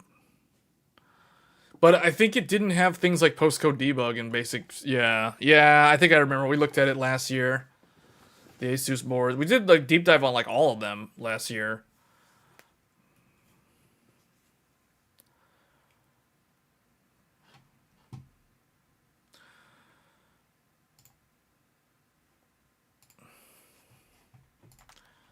Let me see. You know what I want to see real quick? I want to see like the equivalent Intel at this time would have been Z270. No, was it Z270? Z270 Maximus Hero 9. There it is. The ROG Maximus 9 Hero. The Intel Z270 ATX for the Kaby Lake. Backwards compatible with Sky Lake. So 7th gen i7 7700K. Released in January of 2017. Probably the shortest lived motherboard ever made. Because Zen 1 came out and basically was like, whoa, you can get like way more cores for way less money. Or equivalent money. More cores for equivalent money. So this was the Maximus 9 Hero for the Intel Core i7 7700K in January of 2017. And then in March of the same year, Asus launched the Crosshair 6 Hero. Man, this thing, I remember when that came out, like this one was also kind of there. And then later on, like Intel basically had to go panic mode and then launched the i7 8700K in like August, September of 2017 with the Z370 Maximus 10 Z370 Maximus Hero. Yeah, this one. This was in the exact same year. This one was for the 8th gen 6-core Intel i7 8700K. This was what was known as Intel Strikes Back. Because Zen came out, all this stuff happened in like 1 year. All this went down in 2017. This was known as the begun the Clone Wars have sort of thing. Like AMD came back, Intel was like, whoa, we have a quad core, but everyone seems to want the 6 and the 8 from AMD, so we need to put out a 6 core. So they put out the 8700K, and everyone got mad at them because all the people who bought the Maximus 9 were like, wait, what? We can't use our Maximus 9 with the 8700K? I don't remember if they ever like updated the BIOS to allow it, but what was cool about this was I think this was the first motherboard to do like the integrated. Yeah, this thing integrated the I/O shield. The Maximus 10 was the first one to do that. I don't know. I like the look of the motherboards of this era, of that time, like the Zen 1 to Zen 3 era. Like, I like this angled look on the Crosshair and the Maximus. The Maximus has all these cutouts, which technically gives it more surface area. It just looks kind of nasty to me. Whereas this one has the chunky heatsink, which technically is not as good because of the surface area. But yeah, that's a complaint most people have with the Asus. Oh, you're talking about the colors? Lack of options? Crosshair 5 Formula Z. Do they even have a product page for this? They don't even have. Oh, they took out the product page because it's too old. The Crosshair 5 Formula Z That was, well, it's gone. It's gone. That was the Bulldozer motherboard. That was the one that was before this one. So the Crosshair 5 was like 2012 for Pile Driver, not Bulldozer. Crosshair 5 Formula was Bulldozer. Crosshair 5 Formula Z was Pile Driver, but it was 2012. From 2012 to 2017, you literally had 5 years. 5 years of like no AMD anything. I think you had like a couple of, you had a steamroller, excavator, you had a few like APUs here and there, but that whole 5 year block was known as the era of the quad core i7, because you would get a quad core i7, you get your quad core i7 slop from Intel every year. So you had, first you had Sandy Bridge in 2011, then you had Ivy Bridge in 2012, then you had Haswell in 2013, then you had Broadwell in 2014, then you had Skylake in 2015, and then you had literally nothing in 2016 because Intel was like, you don't get any slop this year. No, you don't get anything. 2016, nothing. 2017, Kaby Lake, 7th gen, quad core. So you had like, what is that, six generations of quad cores in like 5 to 6, like a 6 year period. Yeah. That was that era. The time between the Crosshair 5. Oh, now we need to use Paint because now I can illustrate with a timeline. I think this is probably the best use of Paint is the timelines. I think you guys like my timeline sections or segments. But this time we're going way back. We're not doing like 2020 and beyond. No, we're going way back. So Intel had 2000. We'll just start from like 2011.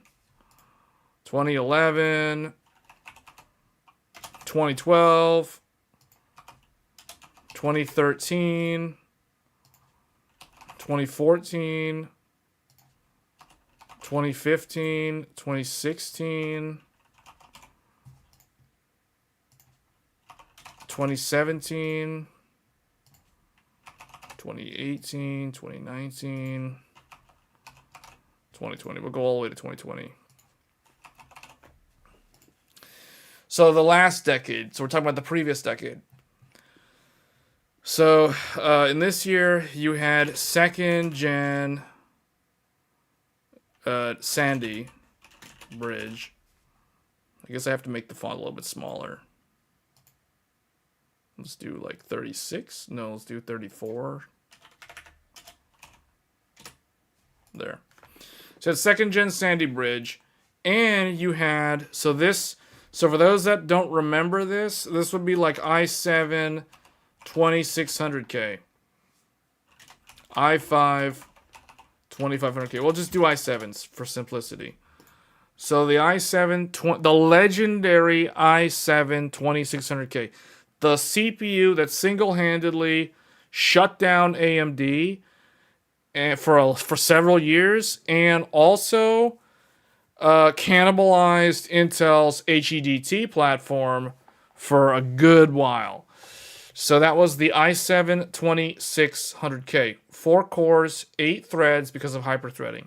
So the difference between the i7 and the i5 of that era was that Intel reserved hyperthreading, which they don't even give you anymore on their Arrow Lake CPUs, as a premium feature of the i7. So the i7 was dual threaded. Each core could handle 2 operating system tasks or threads. So if you had 4 cores on an i7, that meant you had 8 threads to the Windows or the operating system scheduler. i5 did not have hyperthreading. So if you had a quad core, that means you literally had a 4-core CPU that could only do 4 threads. So that was the difference. And it was like that all the way for a very long time until 11th, 10th gen, somewhere in there. Like it started changing like after 2020. So basically this entire decade, Intel used that as a way to differentiate their i5 and their i7, and also the i3. Okay, so that was Sandy Bridge. 2012. Well, actually, what did AMD launch in that year? AMD launched the infamous Bulldozer, also known as the FX, well, at least the flagship, 8150. Now, this had 8 cores, or at least 8 arithmetic units, or 8 ALUs, but it only had like 4. Basically, there was a lot of resource sharing inside the CPU. So, I always thought of the FX series as something that was similar to what Intel did, except AMD was doing it in hardware what Intel was doing with the thread scheduler. So Intel was doing hyperthreading. AMD had no hyperthreading, no SMT. So if AMD said it was 8 cores, it was 8 threads. But the way it actually functioned was a lot more like a quad-core Intel with 8 thread capability when it came to the multi-threading. So AMD was competitive with Intel in multi-thread, but they were not competitive in single-thread. And that is what caused AMD to gain that negative market perception with the whole Bulldozer thing. So that was their CPU from 2011. Then in 2012, Intel launched 3rd gen Ivy Bridge with the i7 3770K. Here, for some weird reason, they changed the naming. Instead of... There was also an upgraded 2700K later on for Sandy Bridge, like a refresh or like a higher bin SKU, kind of like their KS line that they have now. But with Ivy Bridge, they added like another digit here, so like a 7, which I never understood. So instead of it being the i7 3700K, it was the 3770K. So that was the 3rd generation Ivy Bridge. And then Bulldozer was replaced by Pile Driver that year with the FX 8350. This became probably one of the most famous AMD CPUs, not because it was good or anything, but because it was the last AMD CPU that was kind of put out there in the market to compete with Intel. And this CPU basically had to be held over all the way until 2017. Because in 2013, Intel did 4th gen Haswell i7 4770K. AMD did nothing. In 2014, Intel did launch the 5th gen Broadwell, but they did not launch a K SKU for the gamers. They reserved Broadwell for like some other segment. It was weird. It was like i7 577, I can't remember, 75S or something. It was like some weird name. But for the gamers, they did do Devil's Canyon, which was Haswell Refresh, which was the i7 4790K. A lot of people had this CPU. I never had this CPU, but I know a lot of people that had this CPU. I had the 2013 4770K, and I still have it somewhere. But I never got this one. But anyway, this was supposed to be the year of the 5th gen Broadwell. I don't remember the SKU name. The gamers didn't get a Broadwell. That was basically Broadwell. Then 2015 was 6th gen Skylake. Now there's a name that a lot of people remember, because Skylake was the new architecture that was where Intel started running into the node problem, where they couldn't shrink the node fast enough anymore. They got stuck. So AMD was stuck back here in 2012, and they were having financial problems, and Rory Reid was trying to like get Jim Keller to come back and all that stuff. And we've talked about the history of AMD and what happened to them last decade, and how they went from being on the brink of death and bankruptcy to success now. I mean, that's all based off of history from the previous decade. But Intel, around this time, Intel had been doing the TikTok strategy. So they were doing, you know, they would introduce a new architecture, new micro architecture. They would do that. Then they would, in the following year, they would take that new architecture and they would shrink it down to the new node. So they would shrink, node shrink. Then the next year, they would do a new architecture again. And then the next year, they would node shrink. This is how they were operating. This was known as the tick-tock. The tock was the new architecture. The tick was the node shrink. A tock is a thicker, louder sound, which means it indicates the new architecture. So typically, the new architectures were the ones that made bigger headlines because those were the ones that had better, roughly, if you can call 15% better than the previous generations. Sandy Bridge was some insane, like 30 to 40% faster than the previous Nehalem. So that was like a huge headline. That's why it was so popular. This was like 3 to 6% better than Sandy Bridge. So that's why people didn't really get Ivy Bridge unless they were on some older platform like Core 2 Duo, for example. And then Haswell was about 15% better than Sandy Bridge because it was a brand new architecture.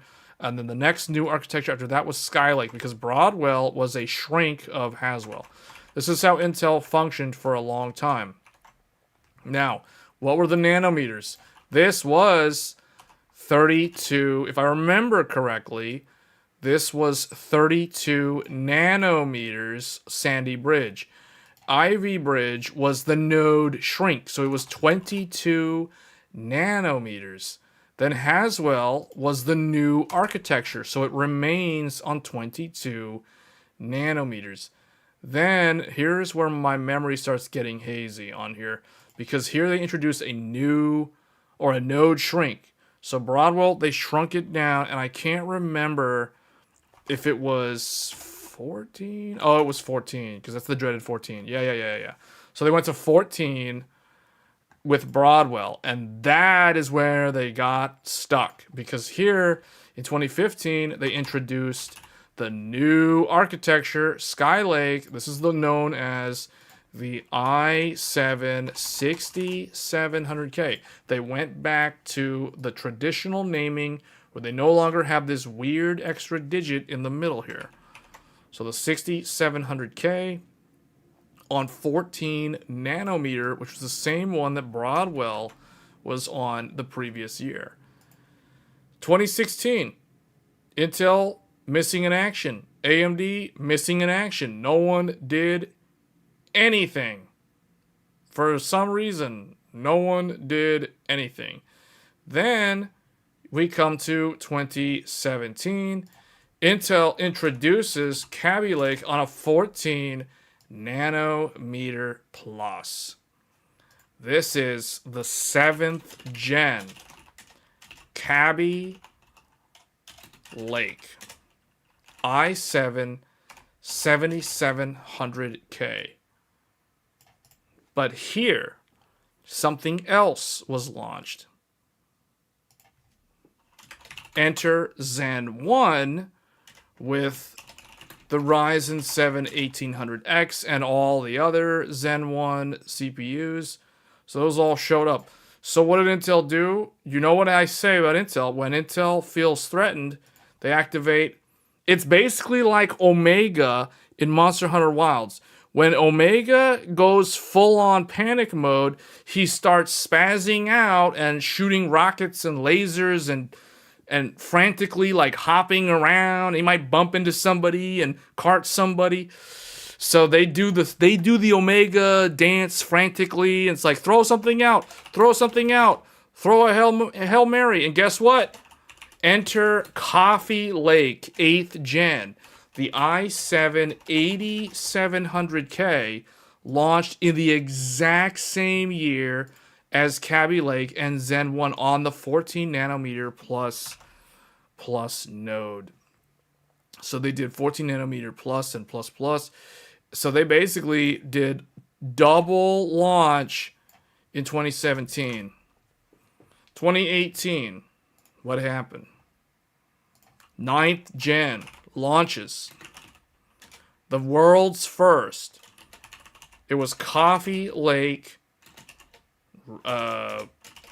refresh. The world's first i9. Enter the very first i9. Intel's very first consumer desktop. 8-core, 8-thread, monolithic. No, here we go. Full on 8-core, 8-thread. Just like AMD's Ryzen 7 1800X from the previous year. AMD did Zen Plus, aka 2700X, that same year.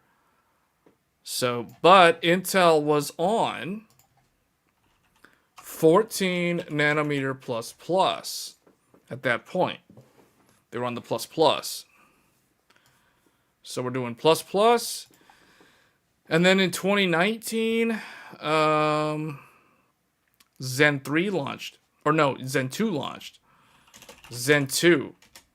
The 3950X. So the world's first Ryzen 9 3950X in 2019. So you can see, so AMD was like, oh, Intel is going to do an i9. Okay, we'll do a Ryzen 9.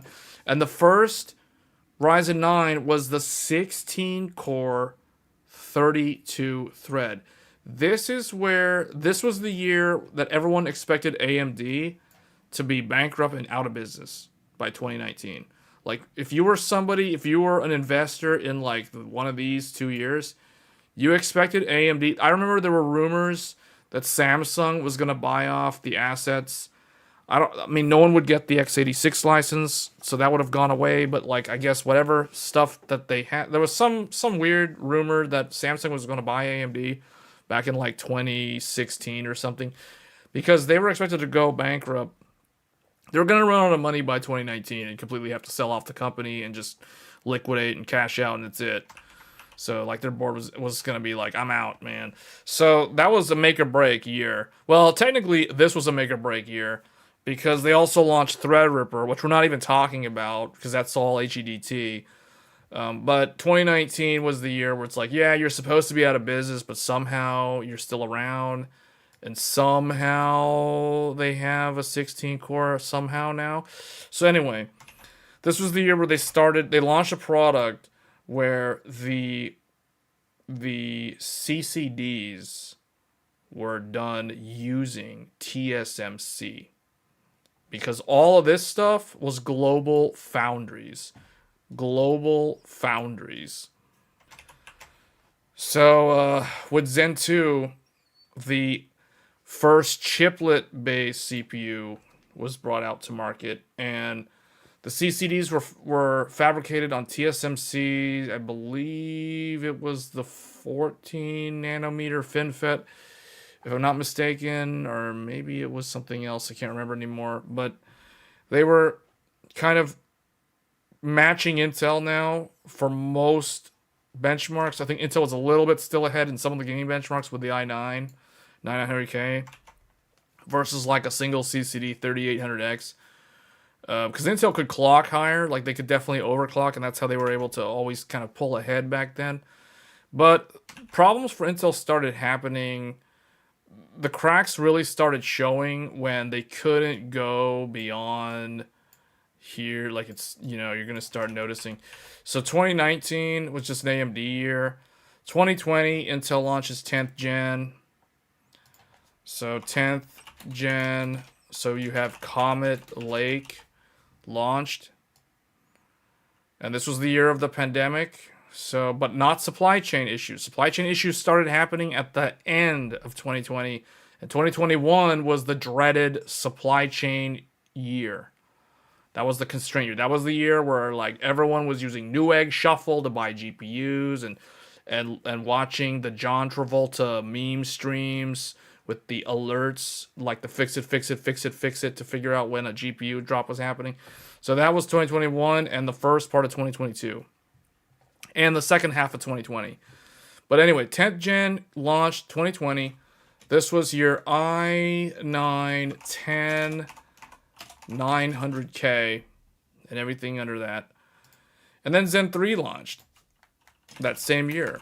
Zen 3, Ryzen 9 5950X.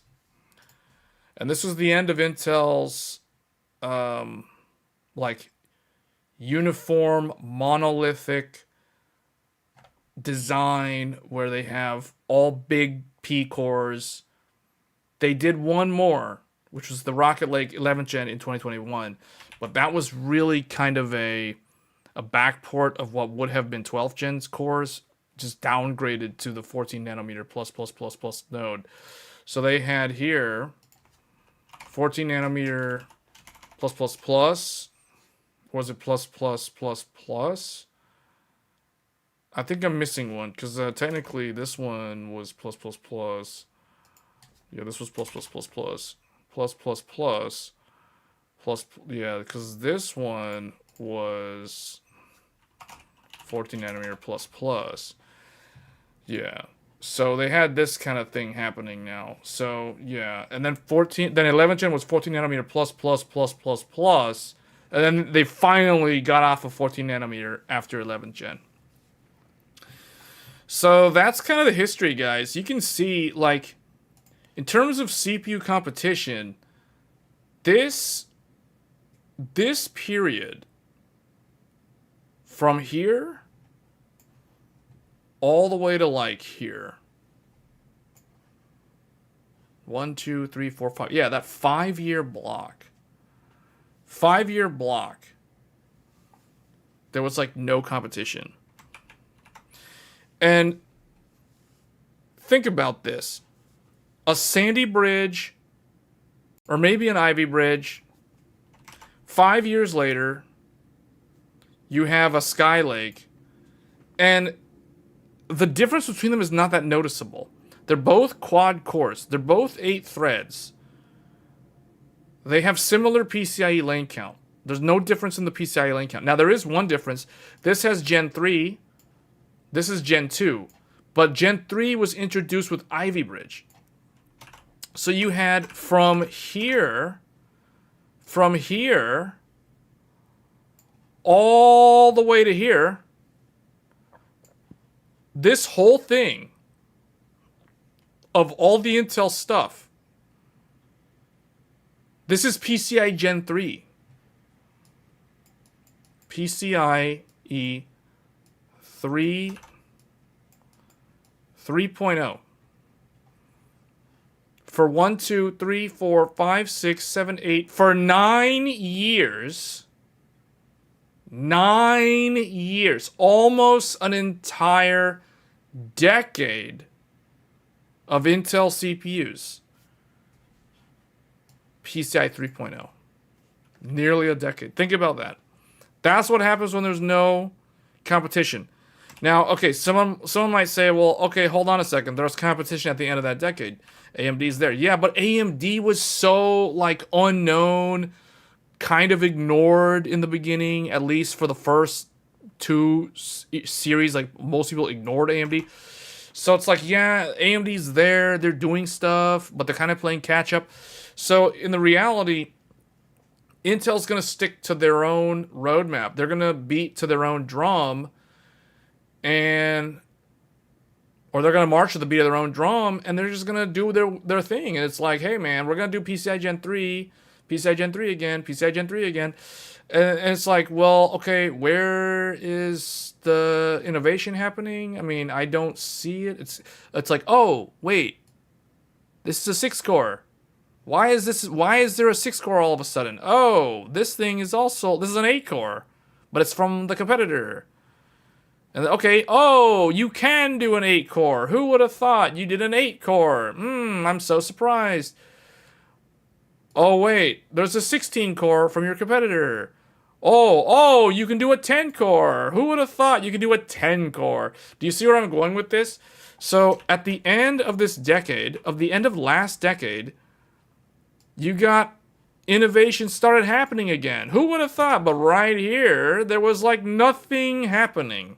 There was literally nothing happening. It's funny because it's like AMD was missing in action for so many years, and the whole time AMD was like gone in like AMD basically went to go train in the hyperbolic time chamber for who knows how long, and then the whole time they're gone, Intel is just kind of like coasting, man. Like, this is great, man. I'm just gonna we gotta put something out there for the shareholders. Okay. Here's an i7. You guys have an i7.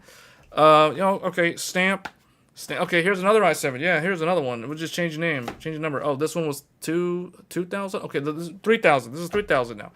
So that's how it was. I mean, yeah, there was a little bit of differences. There was a little bit of IPC and clock bumps, but I mean, realistically, I remember I could take my Haswell and I could overclock this thing to 4.4 gigahertz, and it was identical to the Skylake. There was like no difference. And the thing is, Skylake was DDR4. This was DDR4. This was DDR3. There was no difference between the two of them. It was hilarious. I mean, it was not hilarious. It was sad. It was sad. There was nothing. There was literally nothing happening this whole time. Like nothing was happening. I bought the Haswell i7, and I had no incentive to upgrade until this thing showed up. Because why would I go to any of these things? Like, what am I going to do? Go from a quad core to another quad core and then another quad core? Like, what? Like, why would I even bother? Like, the benchmarks, they aren't even any better. So, it's like, what? Now, we see Intel is capable. We see Intel is capable because look at what they did when, oh, look, you can actually make a 6-core if you actually try. Oh, you can even make an 8-core and a 10-core. Oh, I'm impressed. You can actually do that. And you did that in the span of, what, 3 to 4 years? But for the last, like, all of these years, like, I don't know what was going on. Okay, it's like, wow. Anyway, so fast forward to Intel now, like modern Intel. So this was Intel of the previous decade. What about Intel of the current decade? The current decade. So what did they do in... how should we do this without overloading the whole thing? You know what? I'm just gonna delete this top stuff here. I want to kind of leave that stuff on the board there. So what about now? So what about this decade? 2021. Here we are, 10 years later. From Sandy Bridge. 2021, 2023, 2024, 2025, which is this year, 2026, 27, 28, 29, and the final, and 2030. Man, 2030, I can't believe that. It feels like it's so far away. Okay, 2030. 2021 to 2030. All right, so we know what happened here. The final 14 nanometer plus. Yeah, plus. So this one was Rocket Lake. The 8-core, so they downgraded from a 10-core 10900K to an 8-core. They went back to like the i9 9900K because the big fat P cores that the new robust P cores couldn't fit in the 14 nanometer plus. So they had to kind of like cram everything in there. Guess what? They're not going to put higher core counts. So they had to fit only 8 of them in there because the P cores are really big. And 14 nanometer is super old. So that was the 2021 CPU. However, this was their response to Zen 3, this thing, from the pandemic. And no one, and like people like Gamers Nexus called this thing a waste of sand. Some of the stuff that people said about Rocket Lake was a little unfair. It's not a horrible CPU. It was just a mediocre CPU. Because this thing was competitive with Zen 3. Zen 3 was faster in gaming. What made this really embarrassing, though, was when they compare it to 10th gen Intel. Because 10th gen Intel had 20 threads, and it was a 10-core, 20-thread. So your multi-thread performance on this was typically a little bit better than the beefier 8-core, 16-thread on this. But these are some pretty big cores on Rocket Lake, so it wasn't terrible. It was like, man, they're stuck at like 8 cores. These guys have like 16. AMD's multi-thread it obliterated Rocket Lake because they could do like 30, like what is this, 16, 32, 16 core, 32 thread versus 8 core, 16 thread. Doesn't matter how robust those P cores are. I mean, it's not going to matter. So it's like they kind of struggled there. So, like I said, like with Omega in Monster Hunter, activate panic mode, pank it tanker mode or whatever they call it. The red alarm goes on. He starts spazzing out again. Here we go. Activate that mode. Double launch. Here comes Intel 7, the new Intel 7. And you know what this is going to be? Alder Lake. I forgot to put, I did say the name. Alder Lake on Intel 7 with the i9 12900K. They double launched. That means they went full on panic mode, just like they did in 2017. So that means that usually when this happens, it's a good thing and it's a bad thing. Well, it's a good thing in the sense that it means that they're actually like, they're actually focusing all of a sudden. But it's a bad thing because it means that whoever bought this kind of got screwed. Because it's like, you bought this in like April. Oh, I'm so sorry. Because if you waited until November, you could have gotten this. Same thing with like, but the other thing too is their same thing with this thing, right? Like if somebody bought this, they would have been super mad because AMD launched 2 months later with this, and then Intel launched toward the end of the year. I think it was like August, September. They come out with this. It's like, well, really? Wow. So the Intel customer kind of gets screwed sometimes when AMD has very compelling market disruptor things. So just keep that in mind. And it's very hard to predict these things. Well, it's not very hard to predict these things. Basically, if AMD puts out something super awesome, then you know that that's kind of a no-brainer purchase. Like, this is a good choice. But if you wait around, Intel might do something good for once. So, because Alder Lake was pretty good. I ended up buying Alder Lake. I have the 12700K because I was very intrigued by the E-cores. So this is the beginning of the big core, little core, P-core, E-core thing that Intel's been doing for a while now. Yeah, that was the era of the launch of Final Fantasy 14 Endwalker. Yes, Endwalker with the dreaded login queues. That launched around the same time as Intel 12 Gen. Every time I think of Intel 12 Gen, I always think of Final Fantasy 14 Endwalker. So that was the transition from Shadowbringers into Endwalker. So speaking of Shadowbringers was Zen 2's launch. Endwalker was Alder Lake's launch.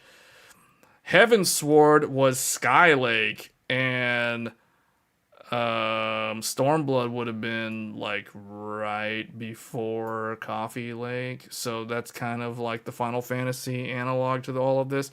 And then Final Fantasy 14 A Realm Reborn was like right after Haswell's launch.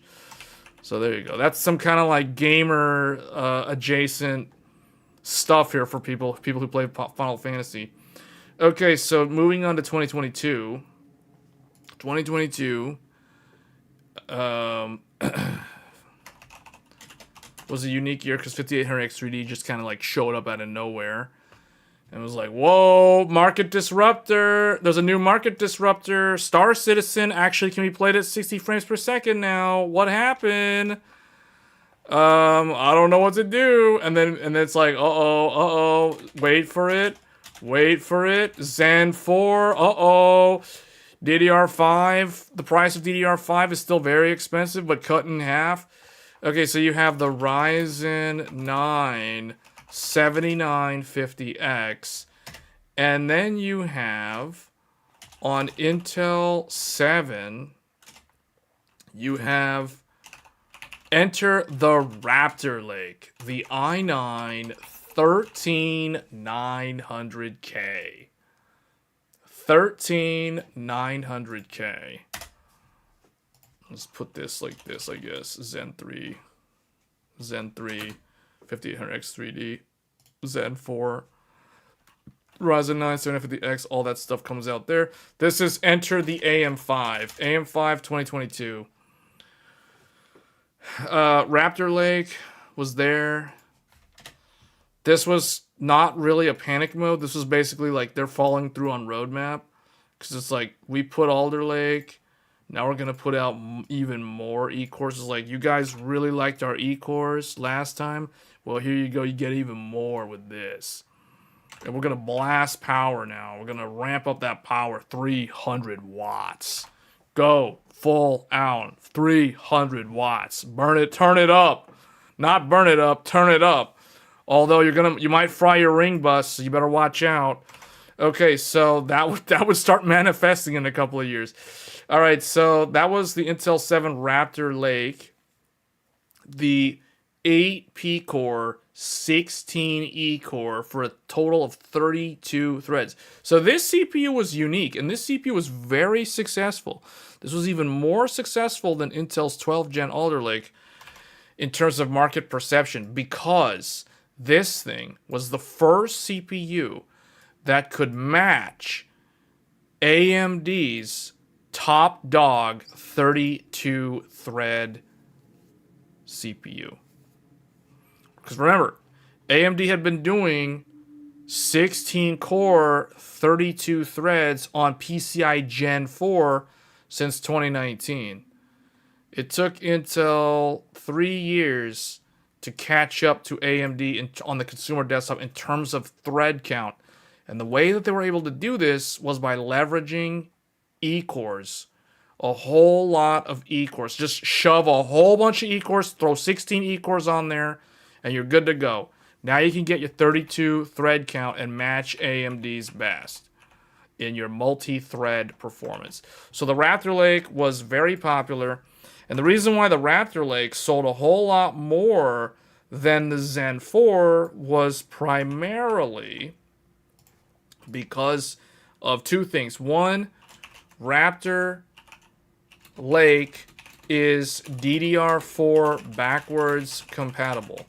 This means that if somebody was looking at upgrading to a brand new computer, if their old computer was something like a Skylake, for instance, or anything from this, no, not this, anything from this era and beyond,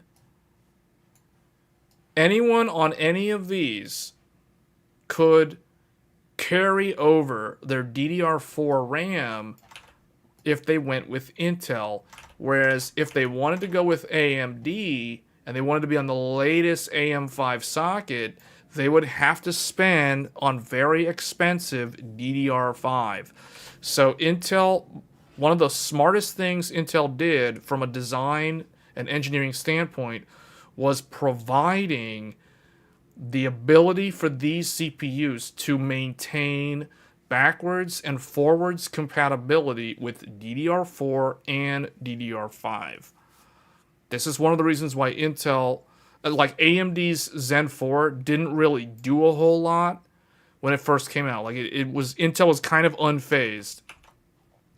Now, AMD was really successful with Zen 3. Zen 3 and Zen 2 were some of their most successful generations of CPUs. There's so many people that had like a Ryzen 5 3600 or a Ryzen 7 3800X or 3700X, and then later on there was even more people that had the Zen 3 because Zen 3 was 100% TSMC, no more global foundries on the IO die, and that meant your memory controller could easily handle DDR4 3600. So it was kind of a no-brainer at that point. Zen 3 was the way to go. If you needed high core count, you could get your 32 threads with a Ryzen 9. You could not do that with even the Comet Lake. 20 threads was the max on this one. So if you were doing like productivity stuff, this was good. If you knew what you were doing. But people still would buy Intel just because it was Intel, right? Like a lot of people recognize the name. So Intel maintained market share through brand recognition and DDR4 backwards compatibility. So those are the main reasons why Intel basically was very strong throughout the first part of the current decade. Although AMD made a lot of inroads with Zen 3, a lot of inroads. And then 5800X3 quickly became like the gamer's champion CPU, displacing the previous champion, which was the i9 9900K. And then 2023, last year was 2024. 2023, what did we get in that year? AMD launched stuff like 7800X3D, 7950X3D, 7900X3D. So AMD launched a bunch of X3D in 2023. And then Intel launched Intel 7. The node again was Intel 7. Raptor, Lake, refresh. The i9 14900K was 2 years ago. 2023 was the launch of all those CPUs. 14th gen. 14th gen. 2 years old. 2 years old. Okay. Then a problem started happening. In last year, a problem started happening. CPUs, in particular, these two CPUs started causing games to crash and entire systems to blue screen of death. This was a well-known thing. Actually, I need to close this poll, man. Why is this poll still open? All right, so the winner of that, Tomahawk versus Nova. Nova won 58% of the vote versus 42% for the Tomahawk. I would agree with that. Nova is a little bit more value than the Tomahawk for the reasons we mentioned earlier. But yeah, anyway, moving on. So in this year, these CPUs started having widespread problems.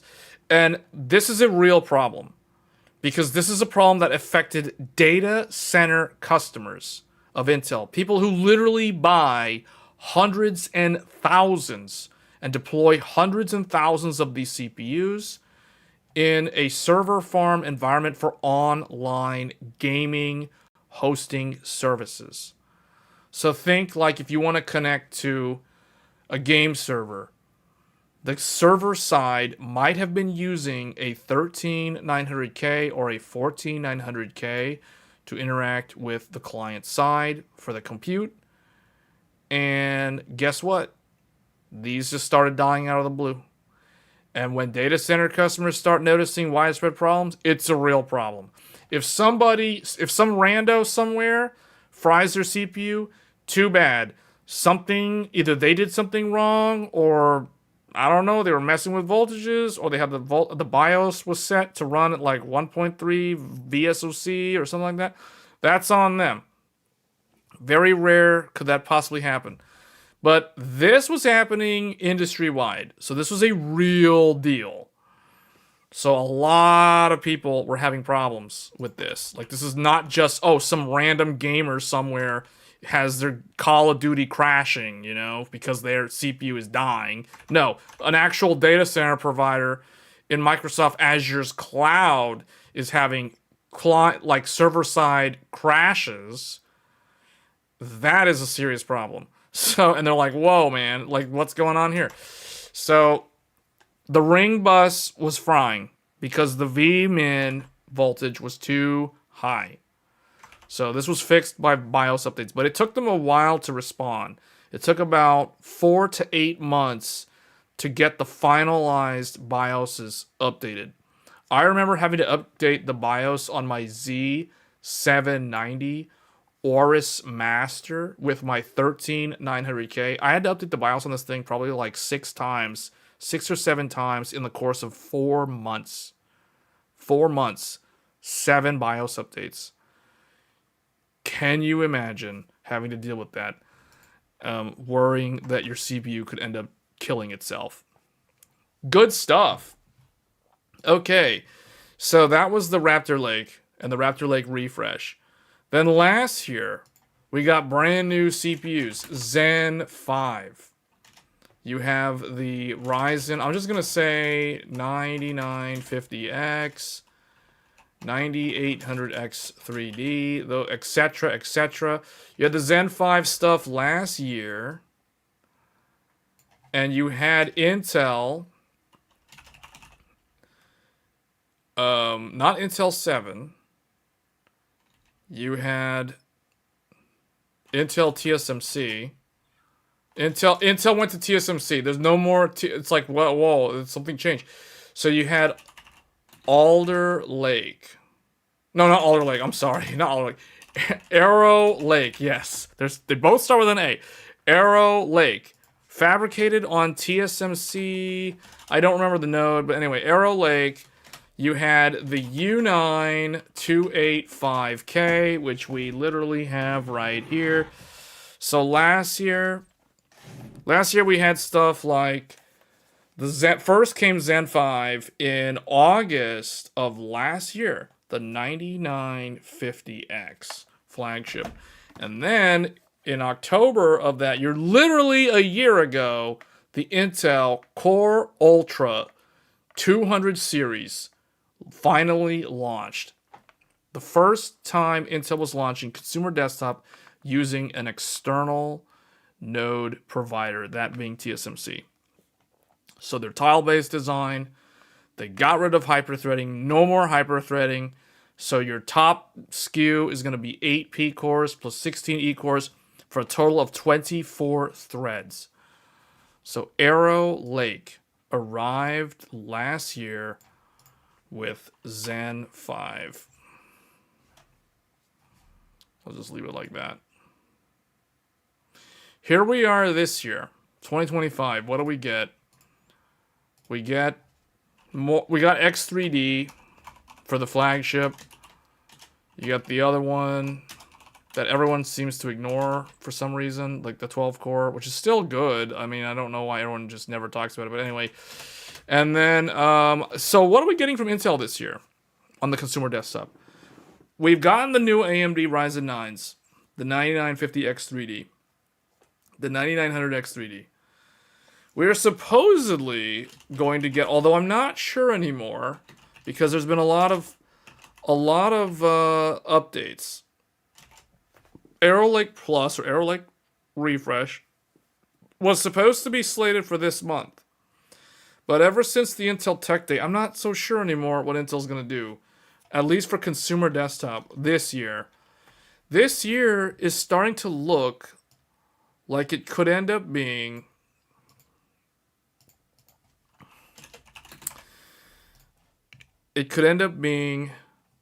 a gap year for Intel.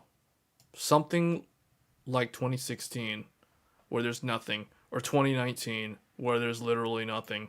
Intel launched no products. It's rare, but it happens. I mean, AMD has gotten a pretty good cadence now where they do like new architecture X3D. New architecture X3D.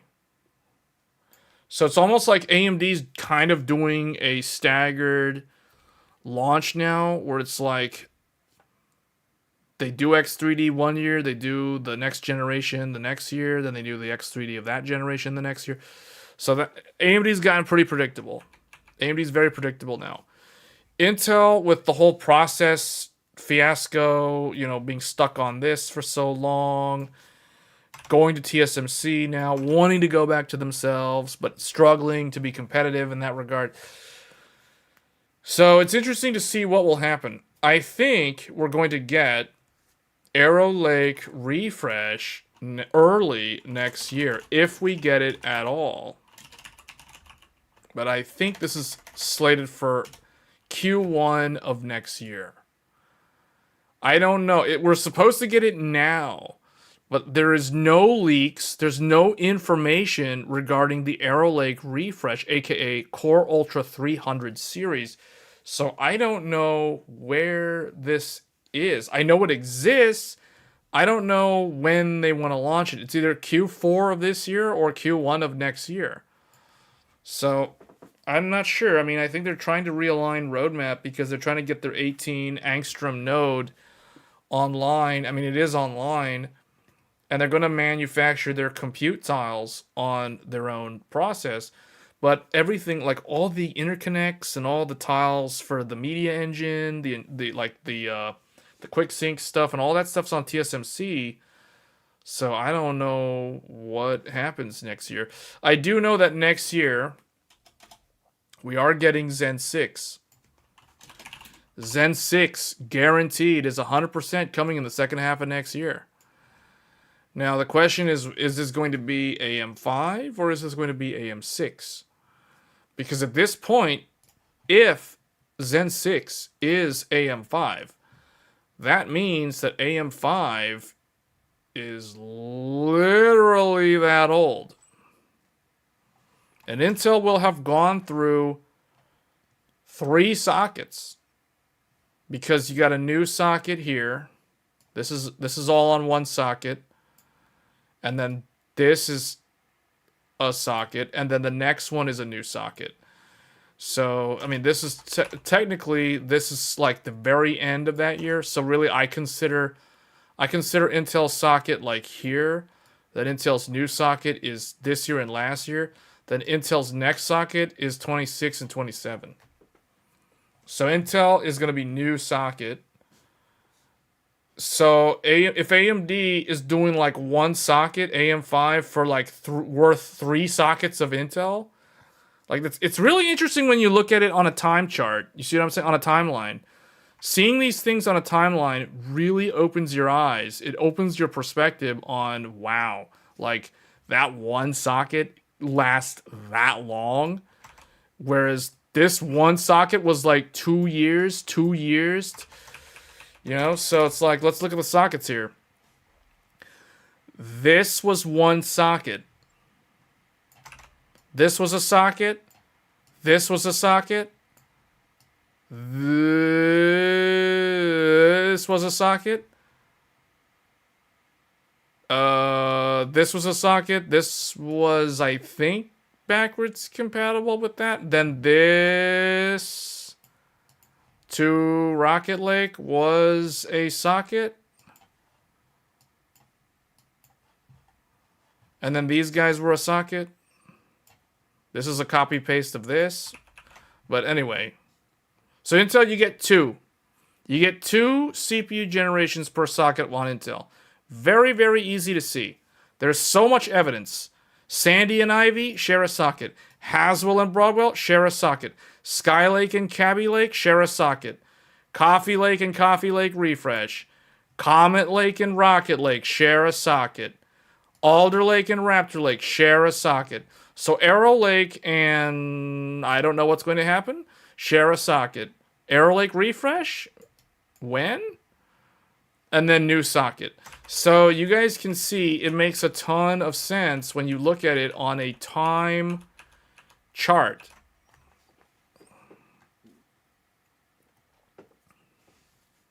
Two CPUs per socket, or I guess two CPU generations per socket on Intel. AMD did, okay, Zen. This was all one socket up to including this thing. Okay, why am I including the Intel stuff? But you guys get what I'm saying. That was all one socket. So Zen 4 and beyond, not counting this guy, but all of this has already been all on one socket. So you get what I'm saying. Meaning, if Zen 6 is on AM6 next year, this is already twice the lifespan of an Intel socket. Meaning, AM5, with the current CPUs that are available on it today, is already twice the lifespan of an Intel socket. Even without Zen 6, it is already twice the lifespan of an Intel socket. If it gets Zen 6, it'll be the equivalent of 3 sockets of Intel. That is insanity. Well, which means it'll basically be equivalent to Zen or AM4, but is that true though? 1, 2, 3, 4, 5. So AMD did 5 years, 5.5 years on AM4.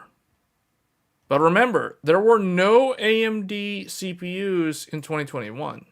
So they took a break that year. They did an off year like Intel in 2016 and 2019. Intel had no products in 2016, no products in 2019, at least for consumer desktop. AMD's year that they took a break was 2021. No AMD CPUs in 2021 on the consumer desktop. Now, there was Threadripper, but we're not talking about Threadripper.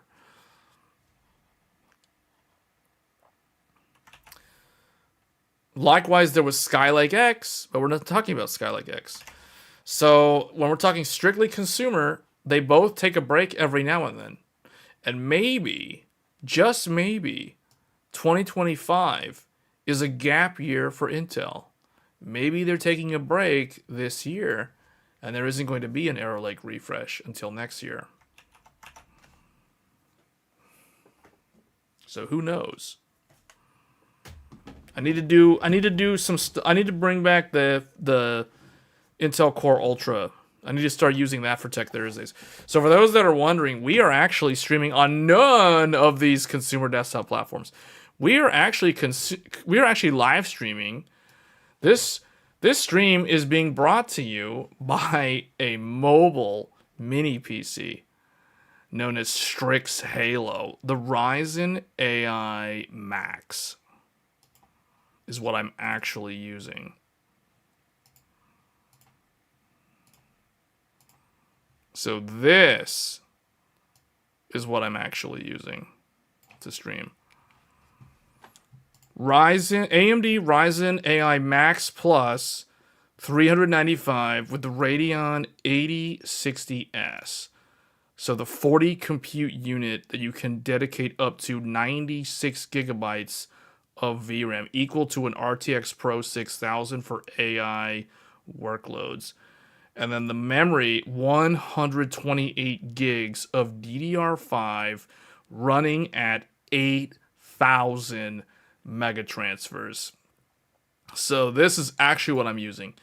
But this kind of gives you guys an idea of sort of the sort of things that exists now in the mobile space. And this is the reason why the mobile space is so much more interesting right now.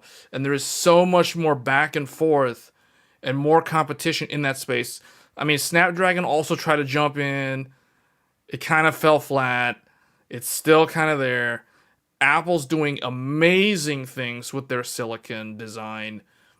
AMD tried to follow them with the Strix Halo, and Intel tried to follow them in the opposite direction when it comes to extreme efficiency with the Lunar Lake last year. So that brings us to Panther Lake. So this is the last thing I'm going to talk about on the live stream, but I've been wanting to talk about this the whole time, but we went in a huge circle talking about the future. So let's talk about, let me find the article now because I was trying to bring that up earlier. Okay, so Panther Lake, Intel's Panther Lake technical deep dive.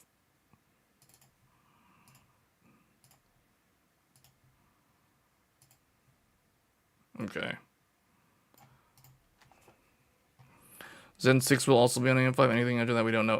Anything after that's definitely not going to be AM5. If it's on AM5, it's going to be the very last AM5. Otherwise, it's going to be on AM6. So I wouldn't be surprised, but it needs a new chipset. Okay, so we were invited to Intel's tech tour. All right, so they want to show. They were showing off the 18 angstrom fab. So they finally got this thing up and running. And they were talking about cool things like backside power and the NPU, the IPU, the GPU, all those things, the fabric links, all that stuff. So they're using kind of these fabric designs, and they're doing stacked ribbon FET transistors now, similar to TSMC and Samsung. And they're doing backside power. Backside power is very interesting because this allows them, it's basically like they're building a skyscraper transistor. So they have the power on one side and they have the signaling coming in from the other side. And the benefit of this is you can get more, you're basically trying to get the volume and the surface area to be fully utilized on each one of these different materials. And the reason why you need to do that is because the transistors are getting so small and so close together that you basically need to rethink how you do power delivery because it's so small and because you're trying to maximize the amount of utilization you get out of your per unit area. That's what they're doing. I mean, it's the same thing as TSMC. It's not really anything groundbreaking, but it is showing, at least to investors and industry analysts, that their node is a real deal. It's not like, oh, we're fumbling and we have no idea what we're doing and we're going in circles. No, they actually have some decent stuff that they're building now. And fully integrate backside power solutions. So yeah, this is actually really good. And there are a lot of rumors that Intel and AMD and NVIDIA are looking at Intel's nodes for at least some components within their architectures. Now, a lot of people are like, oh, why would AMD ever use Intel? It's their competitor. If they're buying wafers from Intel, they're basically enriching their competitor. I mean, yeah, you can kind of think of it that way. But the thing is, they could have Intel do the fabrication of the next-gen I/O die, for instance. So they could do that.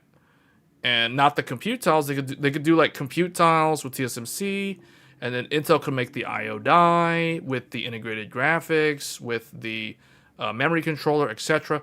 So they could do stuff like that. I mean, Intel is not letting TSMC, with the next generation, they're not letting them do the Panther Lake compute tiles, but they are probably going to rely on TSMC for a lot of the other parts. So like the NGU and the interconnects. So kind of like what AMD could potentially do with Intel's fabrications plants with the 18A. So who knows? But anyway, this is kind of their roadmap.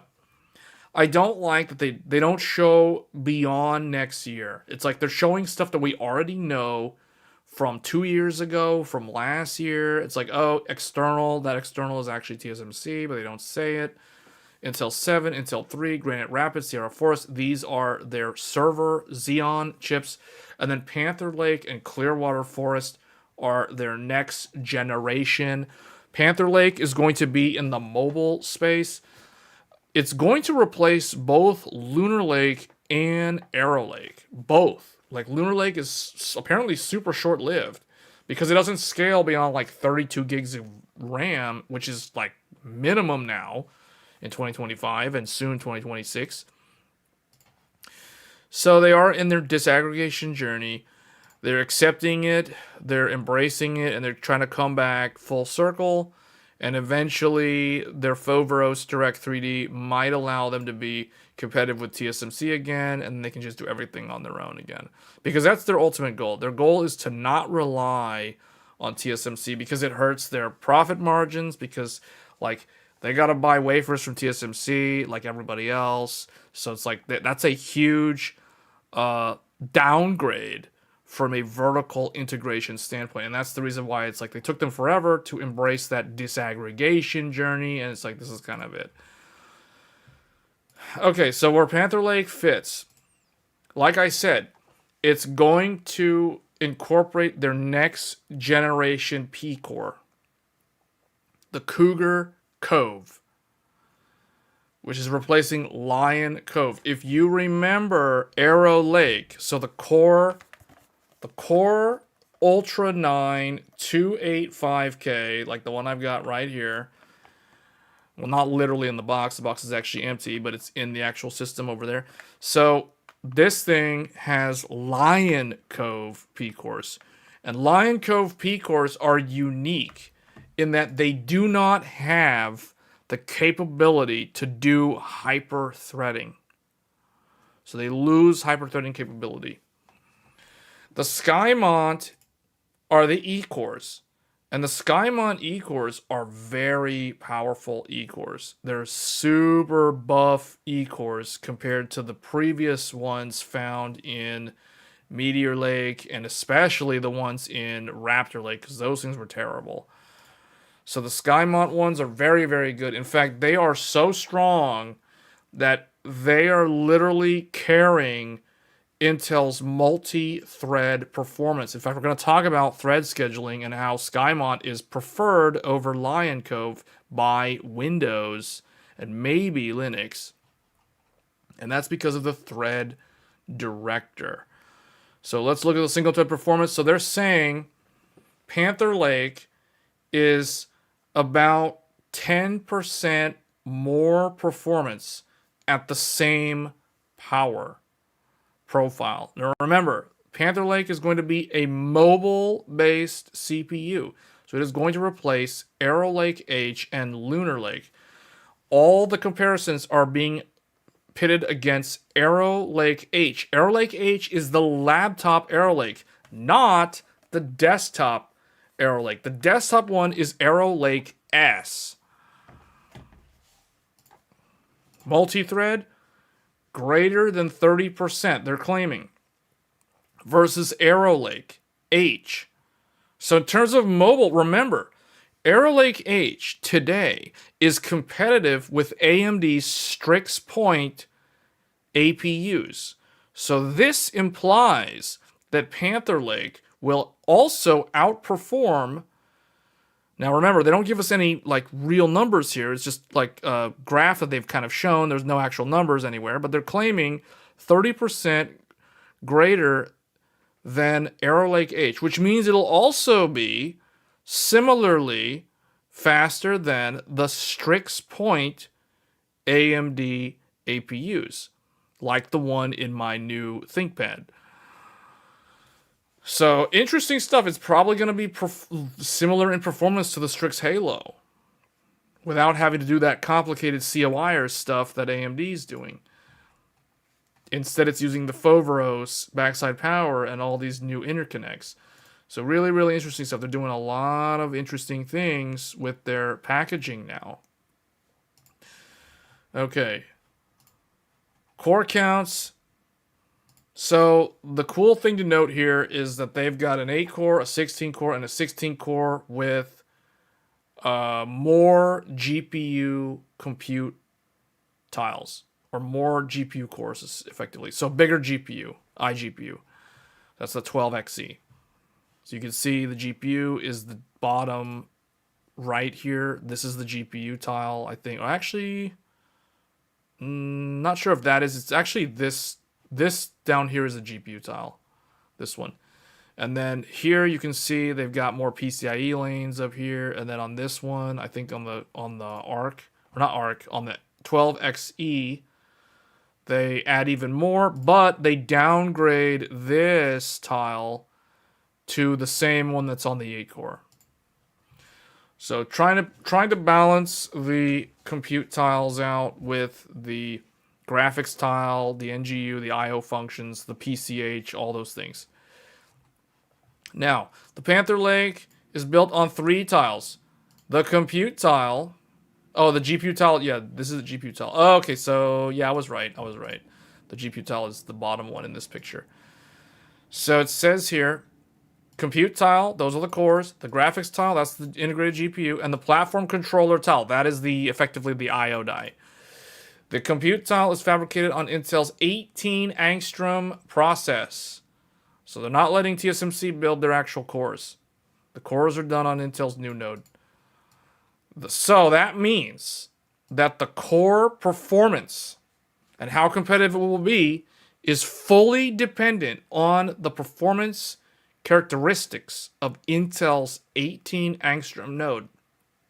Their CPU is not going to be based off of TSMC's node for its performance and its overclocking capabilities. So that means it will be kind of interesting, at least the desktop side, if it follows the same as this, it should be similar. Or it should be interesting to see how it overclocks. The graphics tiles exist in 2 versions. One produced on Intel 3, which is the smaller one.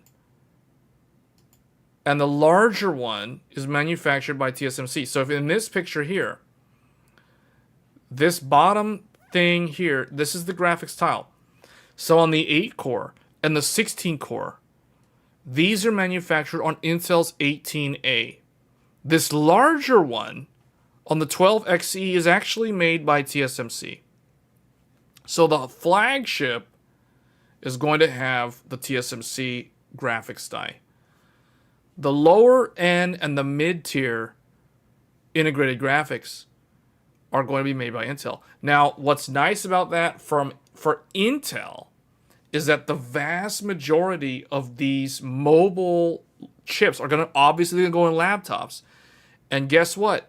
Most of these laptops are going to go to enterprise customers on 3-year leases. So that means companies like HP, Dell, Lenovo, etc. They're going to buy a ton of these 8-core and 16-core chips, these Panther Lake chips from Intel, so they can put them in the run-of-the-mill office employee company laptop.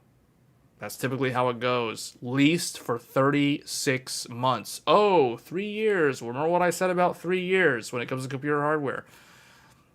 So, Intel is strategically doing this because they know that most computers, most laptops are going to use the entry-level GPU integrated graphics. And for those who want the flagship with higher-end GPU, integrated GPU, the 12xe, they can get the TSMC manufactured one that I think carries over from the Arrow Lake. I'm not 100% sure, but it might. The platform controller tile, which integrates connectivity and I/O, is also produced by TSMC. All 3 tiles are linked by Intel's 2nd generation scalable fabric, aka Intel's sea of wires, allowing them to operate as a single coherent system while being made on different process nodes. The exact processes used are compute, aka the cores. Those are on Intel 18A. The 12xe GPU. This is on TSMC's N3E.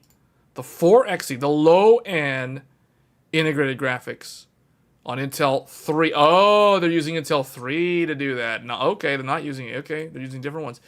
And then the platform controller hub is on TSMC N6. This is an interesting mix and shows a definite move back towards Intel's own manufacturing for the reasons that I just mentioned earlier in terms of volume sales. In the past, we've seen them rely heavily on TSMC. Since Meteor Lake, they've been doing this. So they are slowly trying to transition back to being made by Intel again. So this is their strategy, hybrid core strategy. They're introducing a new core. Well, it's not really new. I mean, we've kind of talked about this before. Apple's been doing this for a long time now. So you have the P core with high single thread performance and high throughput. The E core driving multi-thread performance and parallelism. So both of these we are very familiar with now. And then now this newer one, the low power E core driving efficiency. Hybrid client core evolution. Okay, this is really nice to see because you can see in here Lunar Lake had 4 P cores and 4 low power E cores. It had no normal E cores. Panther Lake will be the same. The 8-core Panther Lake will have 4 P cores and 4 low power E cores, effectively replacing Lunar Lake. So the 8-core Panther Lake is a successor to Lunar Lake. The higher end Panther Lake, the one that has a 16-core, is going to have 8 E cores, 4 P cores, and 4 low power E cores. Very interesting stuff. So Intel is truly embracing what we are seeing when it comes to CPUs made by chip designers that we often don't talk about on this channel, namely Apple and Qualcomm, and I guess maybe Samsung. But really, Apple has been leading the way with these different style core size designs for different use cases, different purposes. Intel has leaned heavily into that now. They're fully on board with this approach. You look at Arrow Lake H. Arrow Lake H has 6 P cores, 8 E cores, and 2 low power. This sounds like an Apple CPU. And you can see the true Panther Lake is a successor to Arrow Lake H. So whatever comes next year on desktop is probably going to be doing something similar to this, but not necessarily exactly the same, because I don't see a need to have low power E cores on a consumer desktop CPU. If that makes sense. Okay.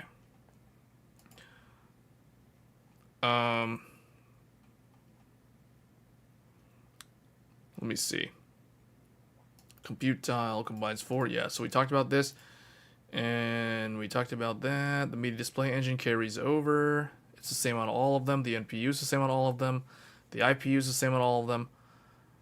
Here's something that's interesting. So the flagship 16-core 12xe, they state here it could support LPDDR5X. That's soldered DDR5 up to 96 megatransfers per second.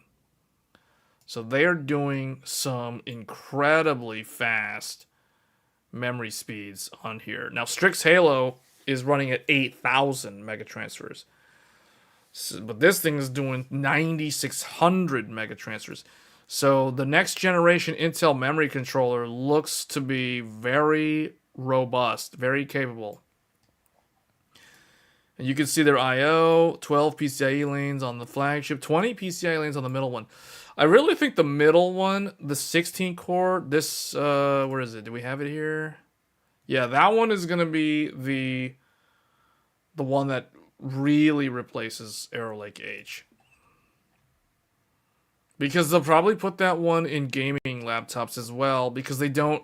The gamer laptop is going to want the big discrete GPU anyway, so there's no reason for Intel to give them the TSMC integrated chip. They'll give them like the one that Intel makes on the Intel N3 or the Intel 3 node, and they'll do it that way. Yeah, this one right here, the middle one. Okay, let's kind of skip ahead here because the stream's been going really long. I didn't realize it's been streaming for this long. The GPU, memory support, yeah, they're saying, okay, up to 9600, up to 96 gigabytes at 9600 megatransfers. That's really good.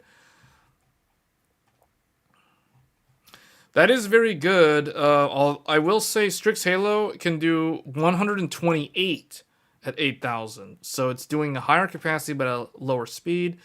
Once your RAM starts getting above 8000, the speeds become kind of like the difference between 8000 and 9600 is not as big of a difference between like 4800 and 6000, for example. So just keep that in mind. Wireless integration for Panther Lake. So they're doing the Wi-Fi 7. But we already know that. A Bluetooth 6.0 is also on here. I want to skip all the way to Threadripper. What is this? Caches compute. This is actually really good stuff, but the stream is too long. If we didn't spend too much time talking about the motherboards, probably would have spent more on this. But I want to look at the scheduling. Yes, this is what I wanted to see. Okay, so here is where Intel is changing significantly. Threadripper is changing significantly with the next generation of Intel CPUs. So in the beginning, if you remember Raptor Lake, the 13900K and the 14900K, the default behavior was to load up the P cores. Higher demand work to P cores. Periodically move E core threads to P core. Lower demand to E cores. So the first, it always starts on the P core, and then it moves to the E core. And then if it's a higher demand thing, it'll move into the P core. But it's always would start with the P core. So this is the reason why Raptor Lake was strong in gaming. I want to stress this point. Raptor Lake was very competitive with AMD in gaming because the thread scheduler told Windows, load up, I don't know what you're doing, but load it up on the P core. Just load it up on the P core.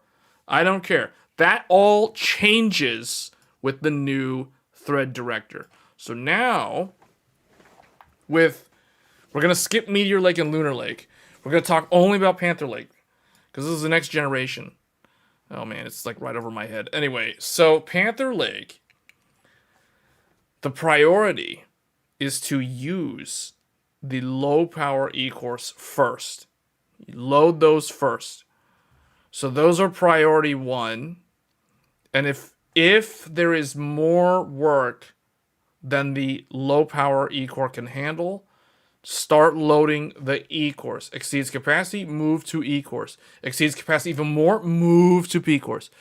So you have you basically have the opposite behavior. With Raptor Lake, default is P-core, followed by E-core. And then depending on if the E-core is not good, then put it back on the P. This is the reason why there were issues when Intel's Big Core, Little Core first came out with games. Anti-cheat was having issues. Some games, like Final Fantasy Endwalker, would just straight up randomly crash out of the blue and just exit out to desktop. And it was because the latency, having the game thread, certain game threads, not all of them, but certain game threads being dumped on the E-core would cause the game engine to stall or cause some kind of weird problem on the client side. So that you basically the game would just close on its own. This was a problem with the early days of Intel's P-core, E-core, especially on Windows 10, and it was always a problem with Windows 10. So the workaround was to go into the BIOS and turn off all the E-cores, or use something like Process Lasso to force everything to the P-cores. Now, I mean, those are kind of like brute force workarounds, not really ideal. I wonder now with Panther Lake is going to prioritize low power E-cores first, then E-cores, then finally P-cores, which means they always thread schedule on the low power E-cores first. So it's the complete opposite of Raptor Lake. And it makes sense because they're focused on energy efficiency. Intel is all hyper-focused on energy efficiency with this generation. Yes, they want to improve performance, but they want it to be energy efficient. That is like their number one priority because they're chasing Apple and they're trying to further disincentivize developers to consider ARM. This is why they're focusing on energy efficiency to prove that x86 can be very close, if not similar, in terms of efficiency as ARM in a mobile platform. So Panther Lake is a mobile platform, hence the reason why you're going to start with your E-cores first or your low-power E-cores first and move up from there. That's the main point I wanted to get across. So, and the way it works is the firmware. This is done in the BIOS. Includes a predictive control loop. So this is more of a discussion on the subject of systems and controls. But we're not really going to talk about feedback loops on this stream because it's way too late. But basically, it estimates the power demand over several milliseconds ahead. Remember, it's an estimation, so it's guessing. Threadripper is guessing. Preemptively adjusts the voltage and frequency to match the expected load. A fast feedback loop then refines those settings in real time using sensor data from across the tiles. Together, these loops allow Panther Lake to scale performance smoothly and avoid abrupt frequency shifts. This is how you avoid games from crashing. By avoiding those frequency shifts that cause like the schedule to rebound the thread onto another core. If the core is significantly different, like for example, the difference between a low power E core and a full P core, that could cause some applications like games to not like that, and they'll be unstable or they'll crash, or the anti-cheat will complain. Those are the things that they had to deal with. Improving efficiency, reducing perceptible lag when workloads fluctuate. This is a key thing that they're trying to avoid by having a big core, little core, tiny core architecture. So really, really good that they've done this. This is something that AMD needs to address for their Ryzen 9 CPUs. This is the reason why Intel doesn't have the same sort of latency penalty when they shift. Now, they do in games. It has been noticed, E-core, you don't want games running on E-cores for that reason, because they're not going to perform as well.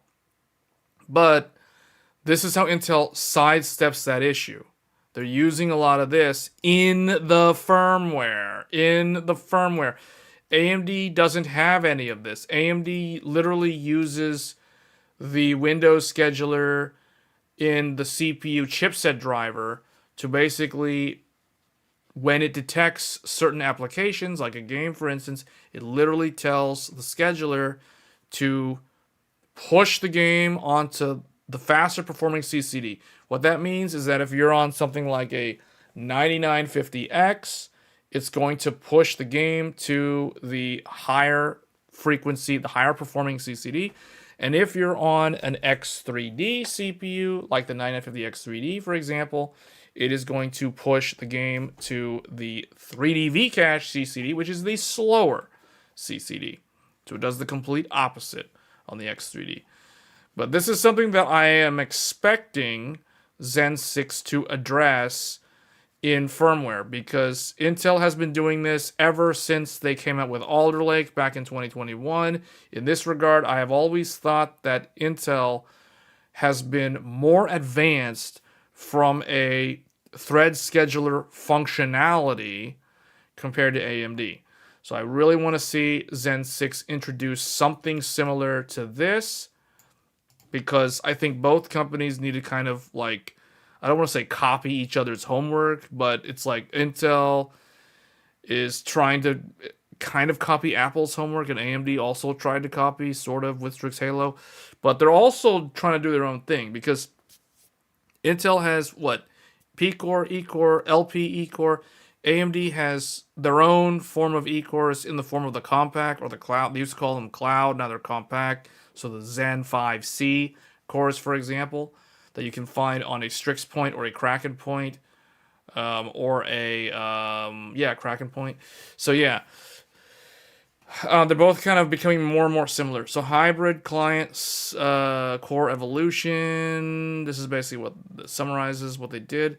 And then we're going to skip the integrated graphics because people aren't super interested in that. I mean, I guess we could talk more about it, but the main thing is the TSMC bigger, the larger GPU tile is made by TSMC. The smaller one is made by Intel on their Intel 3 node. So they're actually reusing the Intel 3, which is actually really good to see. And that's pretty much it. Connectivity and I/O. Man, they really went all in on this. I wish I could have spent... I should have done this at the start of the stream, guys. I really should have covered this on the start of the stream. It's way too long, though. Power and efficiency. It's a mobile platform, and we were supposed to talk about desktop, but Intel's not revealing their next generation desktop platform until next year, it seems. So anyway, that's probably going to be it for the Intel Tech Tour on Meteor Lake. Or not Meteor Lake, on Panther Lake.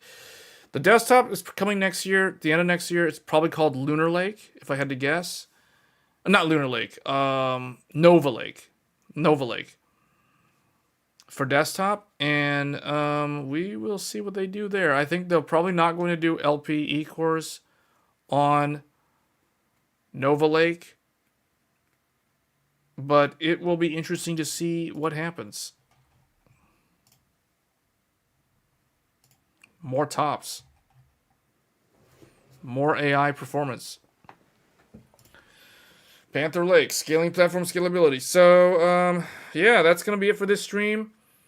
It was a long stream, a very long stream. I didn't really think it was going to be this long. Remember I said at the beginning, though, the stream is either going to be relatively short or very, very long. I should have started with the Intel stuff instead of the motherboards, because we can always talk about motherboards anytime. But anyway, guys, I think it was a good discussion. Most people wanted to hear me talk about motherboards or ask questions about motherboards. So that was time well spent. For those of you wondering, so this weekend, we will be covering Omega Savage. I need to clear Omega Savage like up to 3 more times.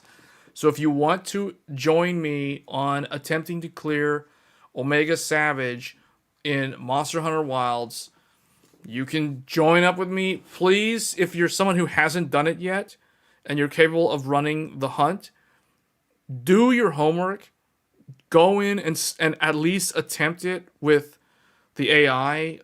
Don't like come into the stream and expect me to carry you through the Omega Savage, because that is a very, very tall ask, and that will require that we bring in people that are like already super, super good at the game playing support roles or tank roles. But if you need help clearing Omega Savage, we will be running it this weekend, tomorrow evening, most likely. And if not tomorrow, definitely Saturday. So tune in for that. We may also stream gaming on Strix Halo. So yeah, we have been streaming on Strix Halo. This is actually on Strix Halo.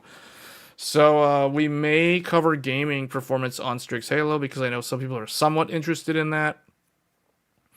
Obviously, it's not meant to game at 4K, and I have it connected to 4K monitor for gaming. I don't know what I'll do there. Probably have to drop it down to 1080p or use a ton of upscaling, and turn on frame gen and stuff like that. But anyway, that's gonna be it for this stream. Thank you all for tuning in, and I will catch you guys tomorrow for Monster Hunter Wilds Omega Savage. If we go beyond that, we'll probably look at Final Fantasy XIV's Monster Hunter collab in 14. So stay tuned for that. But that's only if I'm able to clear Savage and get the remaining Omega 2.0 tickets that I need. So once again, thank you all for tuning in, and I will catch you guys next Thursday on Tech Thursdays at the regular time. I don't know what we're going to talk about. If you have tech questions that I wasn't able to address on this stream, do feel free to ask them next Thursday. And as always, guys, if you want to get notified when I go live, because sometimes we go live in the middle of the week, if there's some kind of tech event, or if there's like a new game or something that comes out, I might stream that game on the release day. So do hit the bell icon to get notified when I go live. If you just want to tune in and just hang out or ask questions, tech questions, whatever. So always happy to answer them. And I'm going to go ahead and stop talking now because this stream has been really, really long. But thanks for tuning in again, and I will see you guys next week.